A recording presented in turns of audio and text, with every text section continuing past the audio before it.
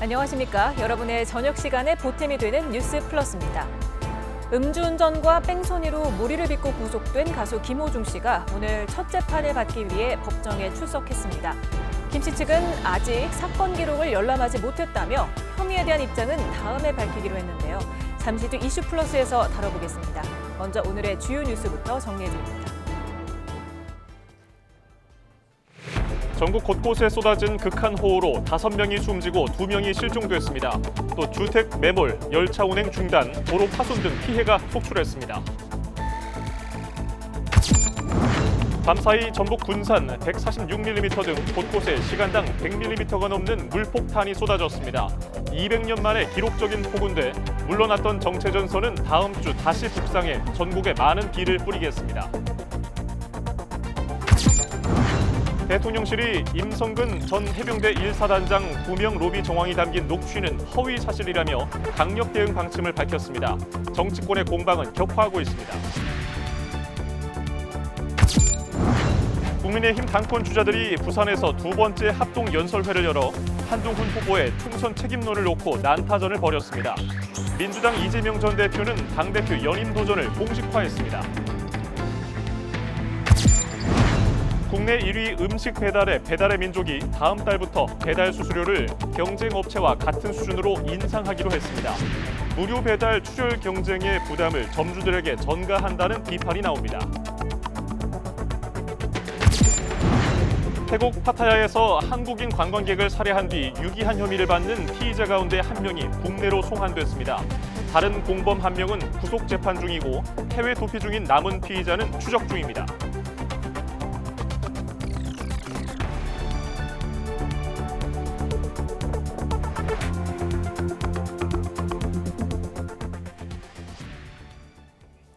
계속된 폭우에 전국 곳곳에서 피해가 속출하고 있습니다. 특히 충청 지역의 인명피해가 커지고 있습니다. 산사태와 함께 승강기와 차량 침수 등으로 4명이 목숨을 잃고 70대 남성이 실종됐습니다. 이성우 기자입니다. 집안은 형체를 알아볼 수 없을 정도로 부서졌고 밖에는 출입을 금지하는 통제선이 걸려 있습니다. 마당에는 산에서 밀려온 흙과 돌덩이가 여기저기 널브러져 있습니다. 집중호우로 산비탈에서 흘러내린 토사가 주택을 덮친 건 새벽 4시쯤. 밤사이 쏟아진 폭우에 집안이 약해지면서 산사태가 발생해 안에 있던 2명이 매몰됐습니다. 소방당국은 사고 발생 1시간 반 만에 이들을 구조해 병원으로 옮겼지만 70대 남성은 숨졌습니다. 밖에서 여자 목소리가 들리더라고. 살려달라고. 그래가지고 나왔어요. 나왔더니 저 건너편 아주머니가 진흙범벅이 돼가지고 오셔서 살려달라고, 남편 어디 있는지 모른다고. 충남 논산에선 오피스텔 지하 2층 승강기에서 한 남성이 숨진 채 발견됐습니다. 지하가 잠기고 있다는 신고를 받고 소방대가 출동했지만 이미 지하 1층까지 물이 차오른 상황. 급히 배수 작업을 한 뒤 구조를 시도했지만 숨진 상태였습니다.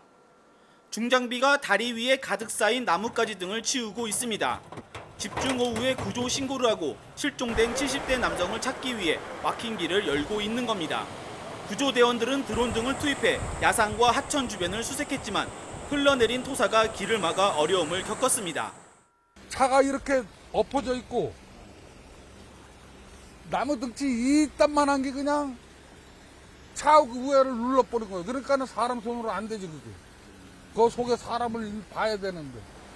충남 금산군 진산면에선 산사태로 주택이 무너져 매몰된 60대 여성이 숨진 채 발견됐고 충북 옥천에서는 폭우로 불어난 물에 차량이 빠져 70대 운전자가 사망하는 등 집중호우로 인한 인명피해가 잇따랐습니다.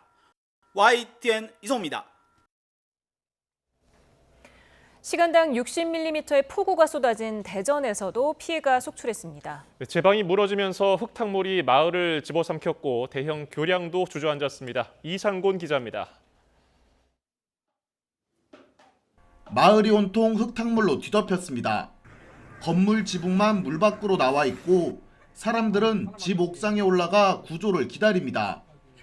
많은 비로 하천 제방이 무너지면서 마을 주민 30여 명이 고립됐다가 구조됐습니다. 물이 점점 들더니 방위까지 막 차더라고. 산에서 쭈그려 앉았는데 호두가 왔어. 여기서 그 보도 타고서 여기로 피난 온 거요. 몸만 간신히 빠져나온 고령의 주민들은 대피소 생활을 시작했습니다. 주민 가운데 해병대 장교 출신 대학 교수가 구조에 힘을 보태면서 큰 인명피해를 막을 수 있었습니다. 저희 집에 갖고 있던 놀이용 보트가 있었는데 이제 그거가 바람 넣어가지고 나간 거죠. 수영해서 이제 가가지고 지붕 위에 계신 분 태워가지고 끌고서 또 한참을 끌고 와서 예를 드리고. 물에 잠겼던 마을입니다. 비닐하우스는 완전히 무너졌고 흙탕물이 빠진 곳은 쑥대밭으로 변했습니다. 물난리에 정성껏 키우던 가축까지 잃을 뻔했지만 다행히 무사히 구조됐습니다. 물이 이만큼 있었는데 어떻게 어딜 끌고 가? 저서 발만 동동 벌린 거지. 다 죽은 줄 알았어요. 다 그런 줄 이제. 도로에 차오른 물을 차들이 힘겹게 치며 나아갑니다. 시간당 60mm의 폭우가 쏟아지면서 도로 곳곳이 잠기고 하천에는 홍수경보까지 발령됐습니다. 대전 도심을 지나는 왕복 8차선 다리도 V자로 꺾였습니다. 불어난 하천물에 교각이 내려앉아 차와 보행자 통행이 전면 통제됐습니다. 이 도로가 차가 엄청 많이 통행이 많은 도로인데 이 도로 통행이 되면 양쪽 굉장히 복잡해지는데 이제. 대전시는 일부 구간이 주저앉은 다리에 대한 정밀 안전 진단을 진행한 뒤 보수 보강 방안을 마련할 계획이라고 밝혔습니다. YTN 이상곤입니다. 오늘 아침 7시 20분쯤 대구 조야동 주택 옆 텃밭 배수구에서 60대 남성이 숨진 채 발견됐습니다. 숨진 남성은 폭우로 집 주변을 둘러보러 나갔다가 배수로에 흐르던 급류에 휩쓸린 걸로 알려졌습니다. 경찰은 남편이 1시간 가까이 들어오지 않아 살피러 나가 장화를 발견해 신고했다는 아내 진술을 토대로 정확한 사고 경위를 조사하고 있습니다. 이번에 가장 많은 양의 기록적 폭우가 쏟아진 곳은 전북 군산입니다. 군산 어청도에는 무려 시간당 146mm의 그야말로 억수 같은 비가 쏟아졌고 일부 지역에서는 산사태까지 발생하며 주민들이 긴급 대피했습니다. 오선열 기자입니다. 아파트 단지가 온통 쑥대밭으로 변했습니다. 밀려온 토사에 자동차 바퀴까지 잠겼습니다. 연일 내린 비에 지반이 약해지면서 아파트 뒤편에서 산사태가 발생했습니다. 새벽 시간 흙과 나무가 쏟아지면서 이곳 아파트 주민 60여 가구가 마을 회관으로 긴급 대피했습니다. 중장비까지 동원됐지만 치워도 끝이 없습니다. 주민들은 산사태 취약 지역으로 지정됐지만 제때 제방 작업이 이루어지지 않았다며 분통을 터뜨렸습니다. 새벽 한 1시 정도에 저 구릉지에서 비가 많이 오다 보니까 물이 합쳐질 거 아니에요. 그가 그 문제가 아니라 통나무가 엄청 큰 것까지 같이 내려왔거든요. 전북 군산과 익산은 새벽 한때 시간당 130mm의 장대비가 쏟아졌습니다. 기상 관측 이래 지역에 가장 많은 비가 내리면서 농경지와 상가 침수 피해가 속출했습니다. 상인들은 가게에 들어온 흙탕물을 퍼내고 기계와 집기류를 씻어내느라 하루 영업을 포기했습니다. 아침에 출근하니까 물건이 다 위에 둥둥 떠 있는 거예요. 그러니까 어떻게 손을 쓸 수 없을 정도로 그러니까 너무 모든 집기가 다 잠겨 있어요. 군산 앞바다에 있는 어청도엔 시간당 146mm의 기록적 폭우까지 내렸습니다. 쏟아진 빗물은 급류로 변해 마을을 물바다로 만들었습니다. 비가 너무 많이 오다 보니까 집 안으로 막 물이 들어와가지고 전부 다 침수됐죠. 군인들이 많이 도와주시는데 군부대도 지금 피해가 지금 막대해서 우선 복구하고 도와준다고 하니까 기다리고 있는 중이죠. 또 밤사이 퍼부은 폭우에 전북 지역 학교 40여 곳에 시설 피해가 발생했고 4곳이 단축 수업을 하거나 휴교했습니다. YTN 오세리입니다. 전북에 쏟아진 장맛비로 하천이 범람해 완주군 운주면 마을 주민 18명이 한때 고립됐다가 구조됐습니다. 마을 옆 하천 수위가 높아져 둑이 무너지고 배수구가 역류해 순식간에 집으로 물이 들어찬 겁니다. 김민성 기자입니다. 새벽 시간 전북 완주군 한 마을 입구 CCTV 영상입니다. 직전까지 차량이 지나다니던 길, 서서히 물이 들어오더니 금세 발목 높이까지 들어찹니다. 주민들이 촬영한 영상에는 강물이 파도처럼 넘실대고 컨테이너 박스가 통째로 떠내려가는 모습이 그대로 포착됐습니다. 완주 언목마을입니다. 밤사이 들어찬 물로 길이 뚝 끊겼습니다. 전봇대가 넘어졌고 원래 논이었던 땅은 흙과 돌더미로 아수라장이 됐습니다. 공중에서 보면 뚝이 허물어져 어디가 하천이고 어디가 마을인지 경계가 사라진 듯 보입니다. 차도 물살 한가운데 갇혀 옴짝달싹할 수 없습니다. 놀래가지고 일단은 물이 어떻게 되는지 몰라서 한 바퀴를 계속 돌았거든요. 도는데 그때는 수위가 어느 정도 안 찼었는데 이게 터지면서 이제 여기까지 잘람잘람 다 온 거죠. 농작물, 시설 이런 게 지금 다 잠겨가지고 다 무너나가지고. 7, 8살 때 그때는 이런 제방이 아니었어요. 자연 제방이었어요. 그때 터지고서 지금 제가 67이니까 처음이에요. 뚝이 무너지고 거센 강물이 배수건을 타고 마을 안으로 역류해 주민들이 고립됐습니다. 상황이 급박해지자 소방이 전국 동원령을 발령해 구조대원과 헬기를 급파했습니다. 거동이 불편한 어르신을 비롯해 18명이 무사히 구조됐습니다. 완주시 여기 완주 구조인데 이명 구조 완료. 굵은 빗줄기 속에 일부는 양동이를 타고 가까스로 물난리를 피하기도 했습니다.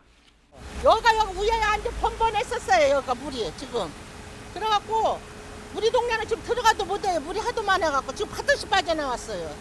집에 지금 고립돼갖고. 성인 키보다 더 높이 물이 찼던 흔적이 마을 곳곳에 남았습니다. 주민들은 물바다가 된 당시를 떠올리며 인명피해로 이어지지 않은 걸 위안 삼았습니다. 역류하는 과정에서 도로가에 물이 한 허리 정도 차 있었어요. 그러다가 한 20분 사이 만에 지금 포크레인 요 정도까지 지금 다 차올라가지고 사람 마당 보시면은 사람 키보다 더 높았어요. 그리고 전기까지 끊겨 마을 주민들은 면사무소나 파출소, 자녀들의 집으로 일단 대피했습니다. 또다시 폭우가 쏟아져 강물이 불어나면 어쩌나 하는 걱정 속에 빠른 제방 복구를 기다리고 있습니다. YTN 김민성입니다. 이번에는 기록적 폭우의 원인과 이후 장마 전망에 대해서 알아보겠습니다. 네, 과학기상부 김수현 캐스터 나와 있습니다. 어서 오세요. 어서 오세요. 네, 밤사이에 충청 또 남부지방에 많은 비가 내렸습니다. 얼마나 많이 내린 겁니까? 정말 많이 내렸다고 표현을 할 수 있을 것 같은데요. 화면을 보면서 제가 밤사이 폭우 상황을 좀 전달해 드리도록 하겠습니다. 자, 일단 오늘 1시간 강수량이 가장 많았던 지역 비공식 기록이긴 한데요. 한번 살펴보면요. 전북 군산 어청도 앞서도 이야기 나왔지만 이 지역에 보시면 0시 51분에 기록이 된 겁니다. 그때 146mm. 그러니까 1시간 기준으로 지금 잘 안 보이시나요? 조금 더 키워볼까요? 자, 조금 이 지역이 확대를 좀 시켜보고 싶은데 지금 보시면 이 지역이거든요. 0시 51분. 그러니까 1시간 기준의 강우량입니다. 전날 어젯밤 11시 52분부터 오늘 새벽 0시 51분까지 1시간 만에 146mm. 그러니까 그야말로 물폭탄이 떨어지게 된 거고요.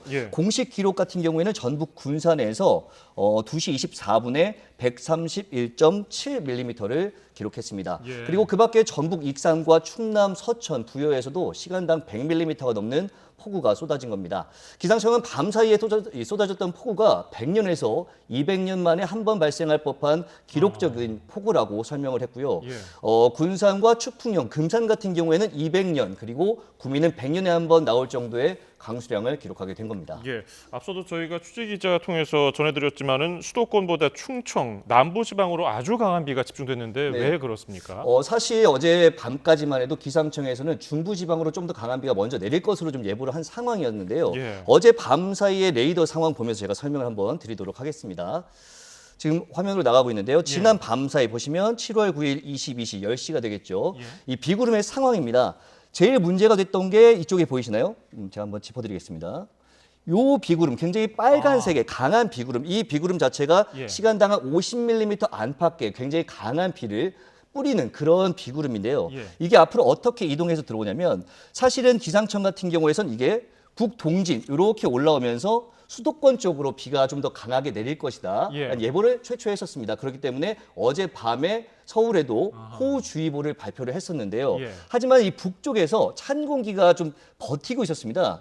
그렇기 때문에 북쪽으로 찬 공기가 이 비구름대가 올라가지 못하고 이 찬 공기에 막히는 가운데 찬 공기가 남쪽으로 밀어내리면서 충청 지방으로 좀 비가 뿌린 건데 시간을 좀 보면요. 이게 지금 22시 어제 밤이고요. 다음 시간 한번 보겠습니다. 지금 23시고. 자, 조금씩 이제 비구름대가 서쪽에서 유입되는 것을 볼 수 있고요. 지금 강하게 들어오는 게 지금 새벽 1시입니다. 예. 충청 지역으로 강한 비가 들어와 있는 상황이고요. 집중돼 있군요. 네, 그리고 예. 여기서 또 한 가지 볼게. 이 아래쪽으로 검붉은색의 굉장히 검은색의 비구름이 보이는데 옆에 모식도를 보면 저 정도면 100mm 안팎, 시간당 100mm 안팎의 비가 내리는 겁니다. 예. 그래서 실제로 어젯밤에 100mm 안팎의 비가 전북이라든지 충남으로 내리게 된 거고요. 이후 상황도 좀 더 지켜보면요. 자, 이 비구름이 어떻게 이동해 가는지 좀 보겠습니다. 지금 충남으로 들어와서 이 비구름이 충남, 전북까지 강한 비구름이 만들어진 이후에 동쪽으로 이렇게 앞서 기상청에서 예보했던 것과는 조금 다르게 동쪽으로 이동하면서 이번에는 새벽 5시 그리고 6시에는 경북 지역으로까지 예. 강한 비를 뿌린 뒤에 그치게 된 겁니다. 그런데 보면 자꾸 이렇게 밤에 집중적으로 비가 내리고 있지 네. 않습니까? 왜 그런 건가요? 이게 이유가 있는데요. 장마철에는 남쪽에서 북태평양 고기압이 확장을 합니다. 반면 북쪽에서는 앞서 찬 공기가 가로막았다고 하지 않았습니까? 예. 이 찬 공기가 내려오면서 정체전선, 우리가 알고 있는 이제 장마전선이 만들어지게 되는데요. 그 통로에 하층 제트 기류, 그러니까 따뜻하고 습한 공기가 이렇게 유입이 되게 됩니다. 아하. 그러면서 비를 강하게 활성화시키는 겁니다. 그런데 낮에는 기온이 오르면서 지면에 따뜻해진 공기가 상승을 하고요. 상층에 있는 차가운 공기가 이렇게 섞이면서 대류 현상이 활발하게 나타나게 됩니다. 예. 이 대류 현상 때문에 하층 제트 기류가 유입되는 것을 좀 막고 하층 제트 기류, 말 그대로 좀 강한 기류 아니겠습니까? 예. 이 기류의 속도가 좀 늦춰지게 되면서 이 비의 강도가 약해지게 되는 건데요. 반면 밤에는 이 기온이 낮아지면서 대류 현상이 안정화됩니다. 이에 따라서 유입되는 하층 제트 기류를 방해하는 조건이 사라지기 때문에 예. 강한 비를 뿌리게 되는 겁니다. 아무래도 이 대응에 취약한 야행성 호우기 때문에 그렇죠. 긴급 재난 문자에 집중을 하게 되는데 예. 경북 지역에는 이 문자가 왔거든요. 예. 그런데 충청과 전북에 비가 더 왔는데 이 재난 문자가 안 왔단 말이죠. 네, 맞습니다. 이게 먼저 호우 긴급 재난 문자의 송출 기준을 좀 말씀을 드리겠습니다. 예. 1시간에 50mm 이상 그리고 3시간 누적 강우량이 90mm 이상 요 두 가지가 충족될 때 이제 문자가 발송이 되고요. 예. 또 한 가지가 1시간에 72mm 이상의 호우가 쏟아질 때도 발송이 됩니다. 따라서 앞서 말씀을 드렸지만 전북 군산과 익산, 충남, 서천, 부여 등은 발송 조건이 충족이 된 거죠. 예. 하지만 지난해 수도권에 이어서 시범 운영이 이게 시작이 된 이후에 올해는 지난 10년을 통계로 봤을 때 가장 많은 피해가 발생했던 광주, 전남, 그리고 지난해 피해가 컸던 대구, 경북 지역을 중심으로만 이 시범 운영이 확대가 된 겁니다. 그래서 예. 이 지역에는 좀 안타깝게도 발송이 되지 않은 거죠. 네, 그렇군요. 지금은 좀 비가 잦아든 것 같은데 앞으로는 어떻습니까? 현재 정체 전선은 남해상까지 좀 물러나 있는 상황입니다. 그렇기 때문에 지금 같은 경우에는 제주도와 남해안을 중심으로 좀 약하게 장맛비가 내리고 있는 상황인데요. 일단 주말까지는 이 남해안상에서 아주 적은 폭으로 오르락내리락하면서 제주도와 남해안 정도까지만 비를 뿌릴 것으로 지금 예상이 되고 있습니다. 예. 다만 오늘 밤에도 그렇고 이 장마가 소강 상태를 보이는 동안에는 이 대기 불안정으로 내륙에 소나기가 자주 지날 것으로 예상이 되고 있거든요. 문제는 이미 토양이 머금을 수 있는 한계를 넘어선 곳이 많지 않습니까? 그래서 산사태가 발생하고 있고 예. 이에 준하는 수준까지 지금 한계에 거의 가득 찬 부분들이 많습니다. 따라서 산사태 위기 경보가 심각 단계까지 올라 있고요. 충청과 경북, 전북에는 산사태 특보도 계속되고 있는 상황입니다. 굉장히 적은 양의 비로도 언제든지 산사태가 발생할 가능성이 높기 때문에 앞으로 발표되는 기상 정보들 꼼꼼히 확인하면서 대비를 해주시면 좋을 것 같습니다. 예, 조금이라도 이상 징후가 있으면은 그 지역에 안 가시는 게 가장 중요하시겠고요. 그리고 장마가 쉬어가면은 무더위가 기승인데요. 이 예. 전망은 어떻습니까? 아니나 다를까 바로 무더위가 나타납니다. 예. 서울의 경우를 좀 말씀드리면 내일이 31도, 모레는 32도, 그리고 토요일에는 35도까지 기온이 치솟을 것으로 예상이 되고 있습니다. 그야말로 폭염이 기승을 부린다고 볼 수 있고요. 예. 이에 따라 오늘 오전 10시를 기해서 수도권과 영서지방에는 폭염주의보도 발효가 된 상황입니다. 또 충청과 남부지방의 경우에도 내일 청주 기온이 31도, 김천 31도, 전주 29도까지 오르며 무더울 것으로 예상이 되고 있습니다. 예. 따라서 장시간 바깥 활동하시는 분들 그리고 내일부터 본격적으로 이 재복구 작업이 이루어지지 않겠습니까? 이분들을 예. 좀 더 주의하셔야 되는데 보통은 이제 목이 마르면 물을 마시지 않습니까? 예, 예. 목이 마르지 않더라도 틈틈이 수분을 섭취해 주시고요. 1시간에 한 번 정도 10분 정도는 꼭 그늘에서 휴식을 취하는 것이 좋을 것 같습니다. 서울은 오늘 굉장히 화창했습니다. 네. 언제쯤 수도권 지역에 또 다시 비가 내릴까요? 장마 상황은 어제 같은 경우도 그렇고 이제 기상청에서 정확하게 예측하기 조금 어려운 상황입니다. 지금 현재 상황으로 봤을 때는 일단 정체 전선이 남해상에 머물면서 주말까지 있다가 일요일 정도부터 남부지방까지 좀 북상하고 다음 주 초반, 화요일, 수요일쯤 되면은 다시 서울에도 비가 내릴 것으로 좀 예상이 되고 있습니다. 알겠습니다. 지금까지 날씨 상황과 전망 과학기상부 김수현 캐스터였습니다. 고맙습니다. 감사합니다. 고맙습니다.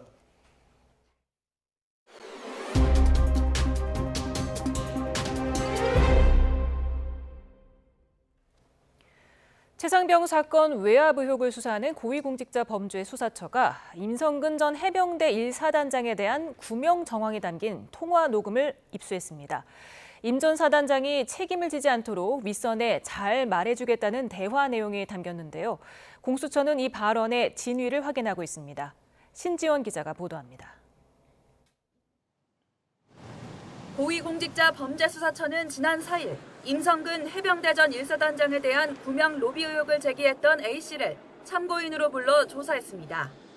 해병대 출신 변호사인 A씨는 조사에서 지난해 8월 9일 블랙펄 인베스트먼트 전 대표 이모 씨와 통화한 녹음 파일을 제출했습니다. 이 씨는 도이치모터스 주가 조작 사건 공범으로 윤석열 대통령 부인 김건희 여사의 계좌를 관리한 인물입니다. 통화에서 이 씨는 임성근 사단장의 사표 소식에 자신이 나서겠다며 VIP를 언급합니다. 포항에 가서 임성근이 만나기로 했는데 이건 문제가 되니까 이 사표 낸다 그래가지고 내가 못하겠거든. 내가 VIP한테 얘기할 테니까 사표 내지 마라. 왜 그러냐면 요번에 아마 내년쯤에 발표할 거거든. 해병대 별 4개 만들 거거든. 위에서 그럼 지켜주려고 했다는 건가요, VIP 쪽에서? 그렇지. 그런데 이 언론이 이 X를 하네. 이와 관련해 이 씨는 YTN과의 통화에서 그런 말을 한 사실이 없다며 관련 내용을 부인했습니다. 대화에서 언급된 VIP에 대해서도 해병대 사령관을 의미한다는 입장을 밝힌 것으로 전해졌습니다. 의혹 당사자인 임성근 전 사단장은 이 씨와 일면식도 없다며 이종섭 전 국방부 장관이 지난해 7월 해병대 수사단 보고서를 결재했다가 보류한 이후 통화가 이뤄진 점을 지적했습니다. 두 사람이 통화한 8월 9일에는 구명 로비 자체가 불가능한 상황이었다는 겁니다. 공수처는 통화 내용이 조작되거나 이 씨의 말이 허풍이었을 가능성을 열어두고 구명 의혹의 사실관계를 확인하고 있습니다. YTN 신지원입니다. 최상병 순직 당시 임성근 전 해병대 사단장의 구명 정황이 담긴 녹취가 공개되자 정치권 공박은 더 거세지고 있습니다. 대통령실은 윤석열 대통령 부부와 전혀 관련 없는 얘기라고 일축했지만 야당은 수사 외압 의혹에 몸통이 드러났다며 공세 수위를 끌어올렸습니다. 나혜인 기자입니다. 도이치모터스 주가 조작 사범의 녹취로 불거진 임성근 전 사단장 구명 로비 의혹에 대통령실은 곧장 선을 그었습니다.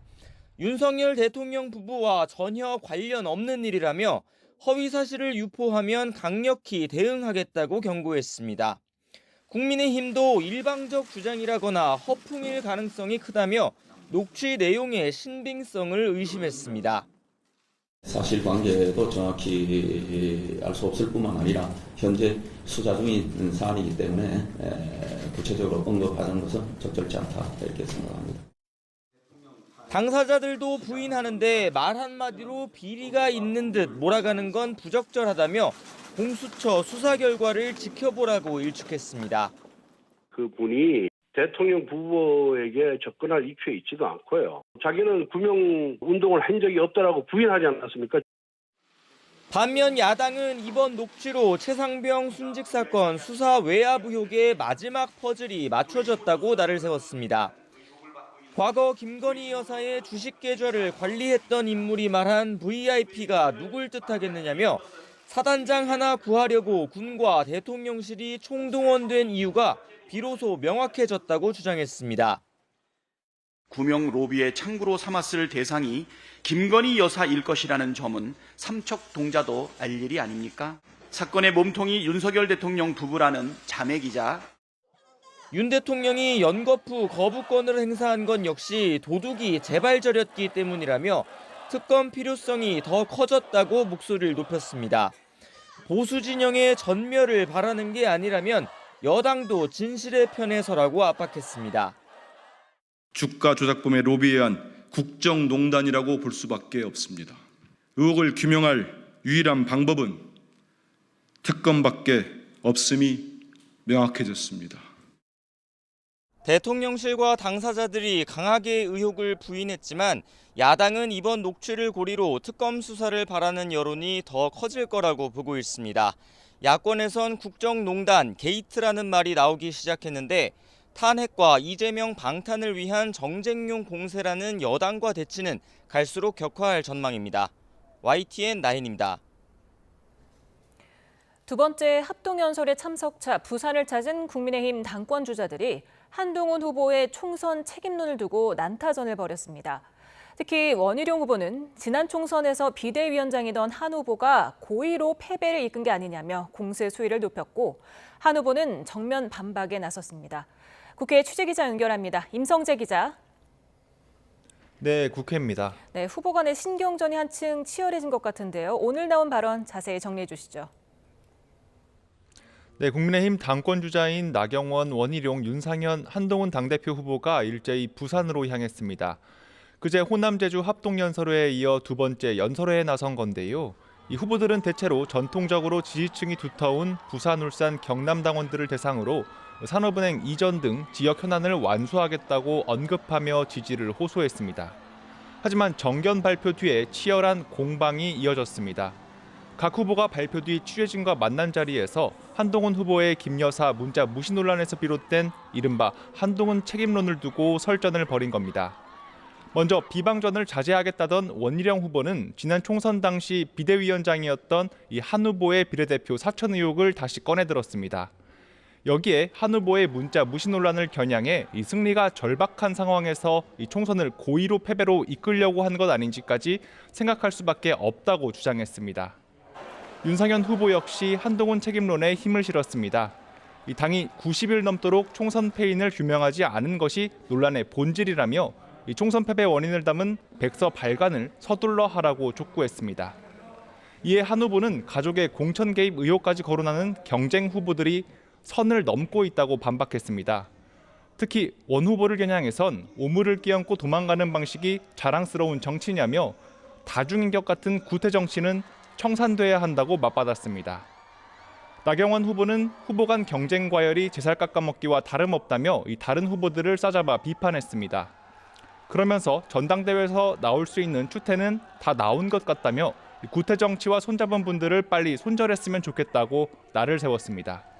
이번 부울경 합동연설회를 기점으로 전당대회 선거전이 반환점을 돈 셈인데 이 후보들은 앞으로 대구와 천안 등을 돌며 당원들의 지지를 호소할 예정입니다. 지금까지 국회에서 전해드렸습니다. 더불어민주당 이재명 전 대표가 당대표직 연임 도전을 공식화하며 먹고 사는 문제를 해결하는 먹사니즘을 화두로 꺼내들었습니다. 하루 먼저 출사표를 냈던 김두관 후보는 총선 압승의 이유는 이재명 리더십이 아니라 윤석열 대통령의 실정 때문이었다며 대립각을 세웠습니다. 이준엽 기자가 보도합니다. 민주당 이재명 전 대표가 2기 체제를 향한 첫 발을 내디뎠습니다. A4 용지 17쪽에 달하는 출마 선언문은 윤석열 대통령과 여당을 향한 공세 대신 대한민국 미래를 위한 내용이 주로 담겼습니다. 절망의 오늘을 희망의 내일로 바꿀 수만 있다면 제가 가진 무엇이라도 다 내던질 수 있습니다. 기본사회, 에너지 고속도로 등 경제 비전뿐 아니라 평화가 곧 경제라며 외교 안보관까지 거론해 대선 출마 선언문을 방불케 했습니다. 특히 먹고 사는 문제 해결이 최우선이란 먹사니즘이라는 말을 꺼내들며 민생에 힘을 실었습니다.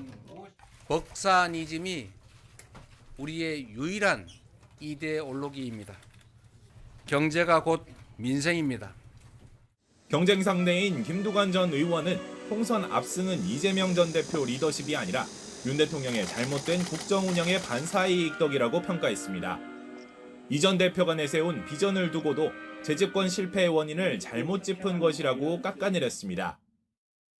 우리가 지금까지 비전이 없어서 정권을 못 맡은 게 아니잖아요. 오히려 신뢰의 문제가 더 큰 게 아닌가. 86년생 청년 원외 인사인 김지수 한반도 미래경제포럼 대표도 도전장을 내밀며 당대표 경선은 3파전으로 치러지게 됐습니다. 사실 이재명 대표님 많이 두려워하고 있잖아요. 미래세대가 지워지지 않고 도전하는 민주당을 만들고 싶고 다양한 아젠다를 가지고 있는 능력 있는 유능한 젊은 친구들이 도전해서 민주당 전당대회는 다자구도로 치러지게 됐지만 어차피 대표는 이재명, 이른바 어대명 분위기는 여전합니다. 이 때문에 경선 결과보다 전대유 이 전 대표의 행보와 사법 리스크 향방에 더 관심이 쏠리는 것도 부정할 수 없다는 분석입니다. YTN 이준엽입니다. 서울 시청역 역주행 사고 운전자에 대한 두 번째 피의자 조사가 시작됐습니다. 서울 남대문 경찰서는 오늘 오후 3시쯤 서울대병원에서 60대 남성 차모 씨를 상대로 2차 피의자 조사를 시작했습니다. 경찰은 어떤 부분을 중점 조사할 건지, 또 차 씨의 건강 상태가 나아졌는지 묻는 취재진의 질문에 답하지 않고 병원으로 들어갔습니다. 23명이 숨진 화성 리튬 전지 공장 화재와 관련해 경찰이 아리셀에 대한 2차 압수수색에 들어갔습니다. 또 아리셀 관계자 2명을 업무상 과실치사상 혐의로 추가 입건했습니다. 경찰은 1차 압수물 분석 과정에서 추가로 분석해야 할 전자정보가 있다고 판단해 압수수색에 나섰다고 설명했습니다. 화성공장 화재의 유족이 아리셀 관계자들을 산업안전보건법과 파견법 위반 등의 혐의로 고소 고발했습니다. 아리셀 산재피해 가족협의회와 아리셀 중대재해참사대책위는 아리셀과 박순관 대표이사, 모회사인 에스코넷과 인력공급업체 메이셀을 고소 고발한다고 밝혔습니다. 이들은 사측이 위험물 취급 규정을 지키지 않고 불법 파견 문제도 있었다고 주장하며 책임자 처벌 의사를 드러내고 수사 속도를 높이기 위해 고발에 나선다고 강조했습니다. 음주운전과 뺑소니로 무리를 빚고 재판에 넘겨진 트로트 가수 김호중 씨 측이 첫 재판에서 혐의에 대한 입장을 밝히지 않았습니다. 방청석 곳곳에서는 팬들의 울음소리가 들렸고 법정을 찾은 김호중 씨 아버지도 감정이 격해진 모습이었습니다. 김다영 기자가 보도합니다. 음주 뺑소니 사건으로 무리를 빚고 구속 기소된 트로트 가수 김호중 씨는 다소 수척해진 모습으로 첫 재판에 모습을 드러냈습니다. 김 씨는 수의 대신 검은 정장을 입은 채 다리를 절며 피고인석에 착석했습니다. 첫 재판에선 혐의를 인정하는지 밝혀야 하지만 김 씨 측은 아직 기록을 확보하지 못했다며 다음 기일로 미뤘습니다. 반면 김 씨의 음주 사고를 은폐하는 데 관여한 혐의로 같이 재판에 넘겨진 소속사 관계자들과 매니저 측은 혐의를 모두 인정했습니다. 겨우 13분 만에 끝난 재판이었지만 방청석은 김 씨를 보기 위해 찾아온 팬들로 가득했습니다. 일부 팬들은 방청석에서 눈물을 훔쳤고 자리가 없어 법정에 들어가지 못한 이들은 복도나 법원 밖에서 기다리기도 했습니다. 일찍 온다고 왔는데 더 일찍 올 걸. 부모의 마음이죠. 김 씨를 보기 위해 직접 법원을 찾은 아버지도 격한 감정을 감추지 못했습니다. 나는 처음에 보자마자 울고 아를 어떻게 저러지는 할 수가 있냐고 부모로서요. 김 씨는 지난 5월 밤 서울 신사동 도로에서 술을 마시고 운전하다 택시를 들이받은 뒤 도주하고 매니저에게 대신 자수를 시킨 혐의 등으로 재판에 넘겨졌습니다. 처음에 음주운전 사실을 부인하던 김 씨는 사고 열흘 만에 범행을 시인했지만 검찰은 시간 간격을 두고 여러 차례 술을 마셔 음주 수치를 측정하기 어렵다고 보고 음주운전 혐의는 적용하지 않았습니다. 김 씨의 혐의 인정 여부에 관심이 집중되는 가운데 다음 재판은 8월 19일 오전 10시에 열릴 예정입니다. YTN 김다현입니다. 네, 김호중 씨 첫 공판과 주요 사회적 이슈 이경민 변호사와 짚어보겠습니다. 어서 오세요. 안녕하세요. 네, 지금 구속된 이후 처음으로 지금 재판에 출석을 했습니다. 근데 재판이 13분 만에 끝났어요. 어떻게 보셨습니까? 일단은 이 음주 사고에 있어서는 사실 재판하는 데 있어서 그렇게 오랜 시간이 걸리진 않거든요. 그러니까 예를 들어서 이제 혐의 여부에 대해서 이제 인정을 할지 부인할지 여부에 대해서 밝히고 나서도 인정하는 사건 같은 경우에는 간이 공판 절차라고 해서 그날 종결을 할 수도 있습니다. 그런데 이제 오늘은 아예 그 절차도 이제 하지도 않고 혐의 여부에 대해서도 인정할지 여부에 대해서 다음 기일에 밝히겠다라고 했거든요. 그리고 또 통상적으로 이제 기록에 대한 열람 등사를 하는 시간이 오래 걸린다라고 하지만 음주 사고나 이런 사건에 있어서는 사실 그렇게 두껍지도 않습니다. 그래서 이거를 과연 열람을 하는데 그렇게 오랜 시간이 소요됐을까 좀 그 부분도 조금 의문이기도 하고요.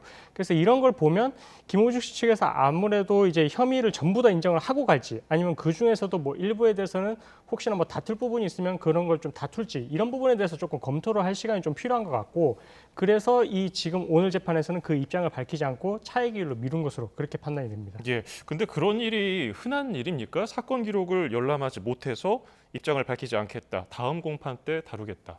뭐 그런 경우가 아예 없는 경우는 아니긴 한데 예. 근데 이제 말씀드렸다시피 뭐 재산범죄라든지 기록을 검토해야 될 양이 방대한 사건 같은 경우에는 뭐 그렇게 이제 조금 시간이 필요할 수는 있겠지만 말씀드린 지금 이런 사건 같은 경우에는 사실 뭐 이제 어떤 피해가 있었는지 그리고 당시에 뭐 음주를 했으면은 음주를 했다라고 보여질 정황이 있는지 이런 부분들에 대해서 이제 확인을 했을 거기 때문에 사실은 기록 자체가 그렇게 이제 막 검토를 할 정도로 그렇게 두껍지는 않았을 것으로 충분히 생각이 되거든요. 예. 그래서 이제 그런 걸 보면 아무래도 이제 좀 이 내용 중에 뭐 범인 도피 교사 그런 부분도 껴있다 보니까 뭐 이런 부분에 있어서 김호중 씨가 적극적으로 이제 범인 도피를 이제 교사를 했는지 여부 뭐 그런 부분들에 대해서는 조금 법리적으로 다툴 여지가 있을 수도 있어가지고 예. 그런 거를 좀 종합적으로 검토를 하기 위해서 좀 시간을 좀 벌고자 뭐 이렇게 이제 차의 길로 미루지 않았을까 이렇게 생각이 됩니다.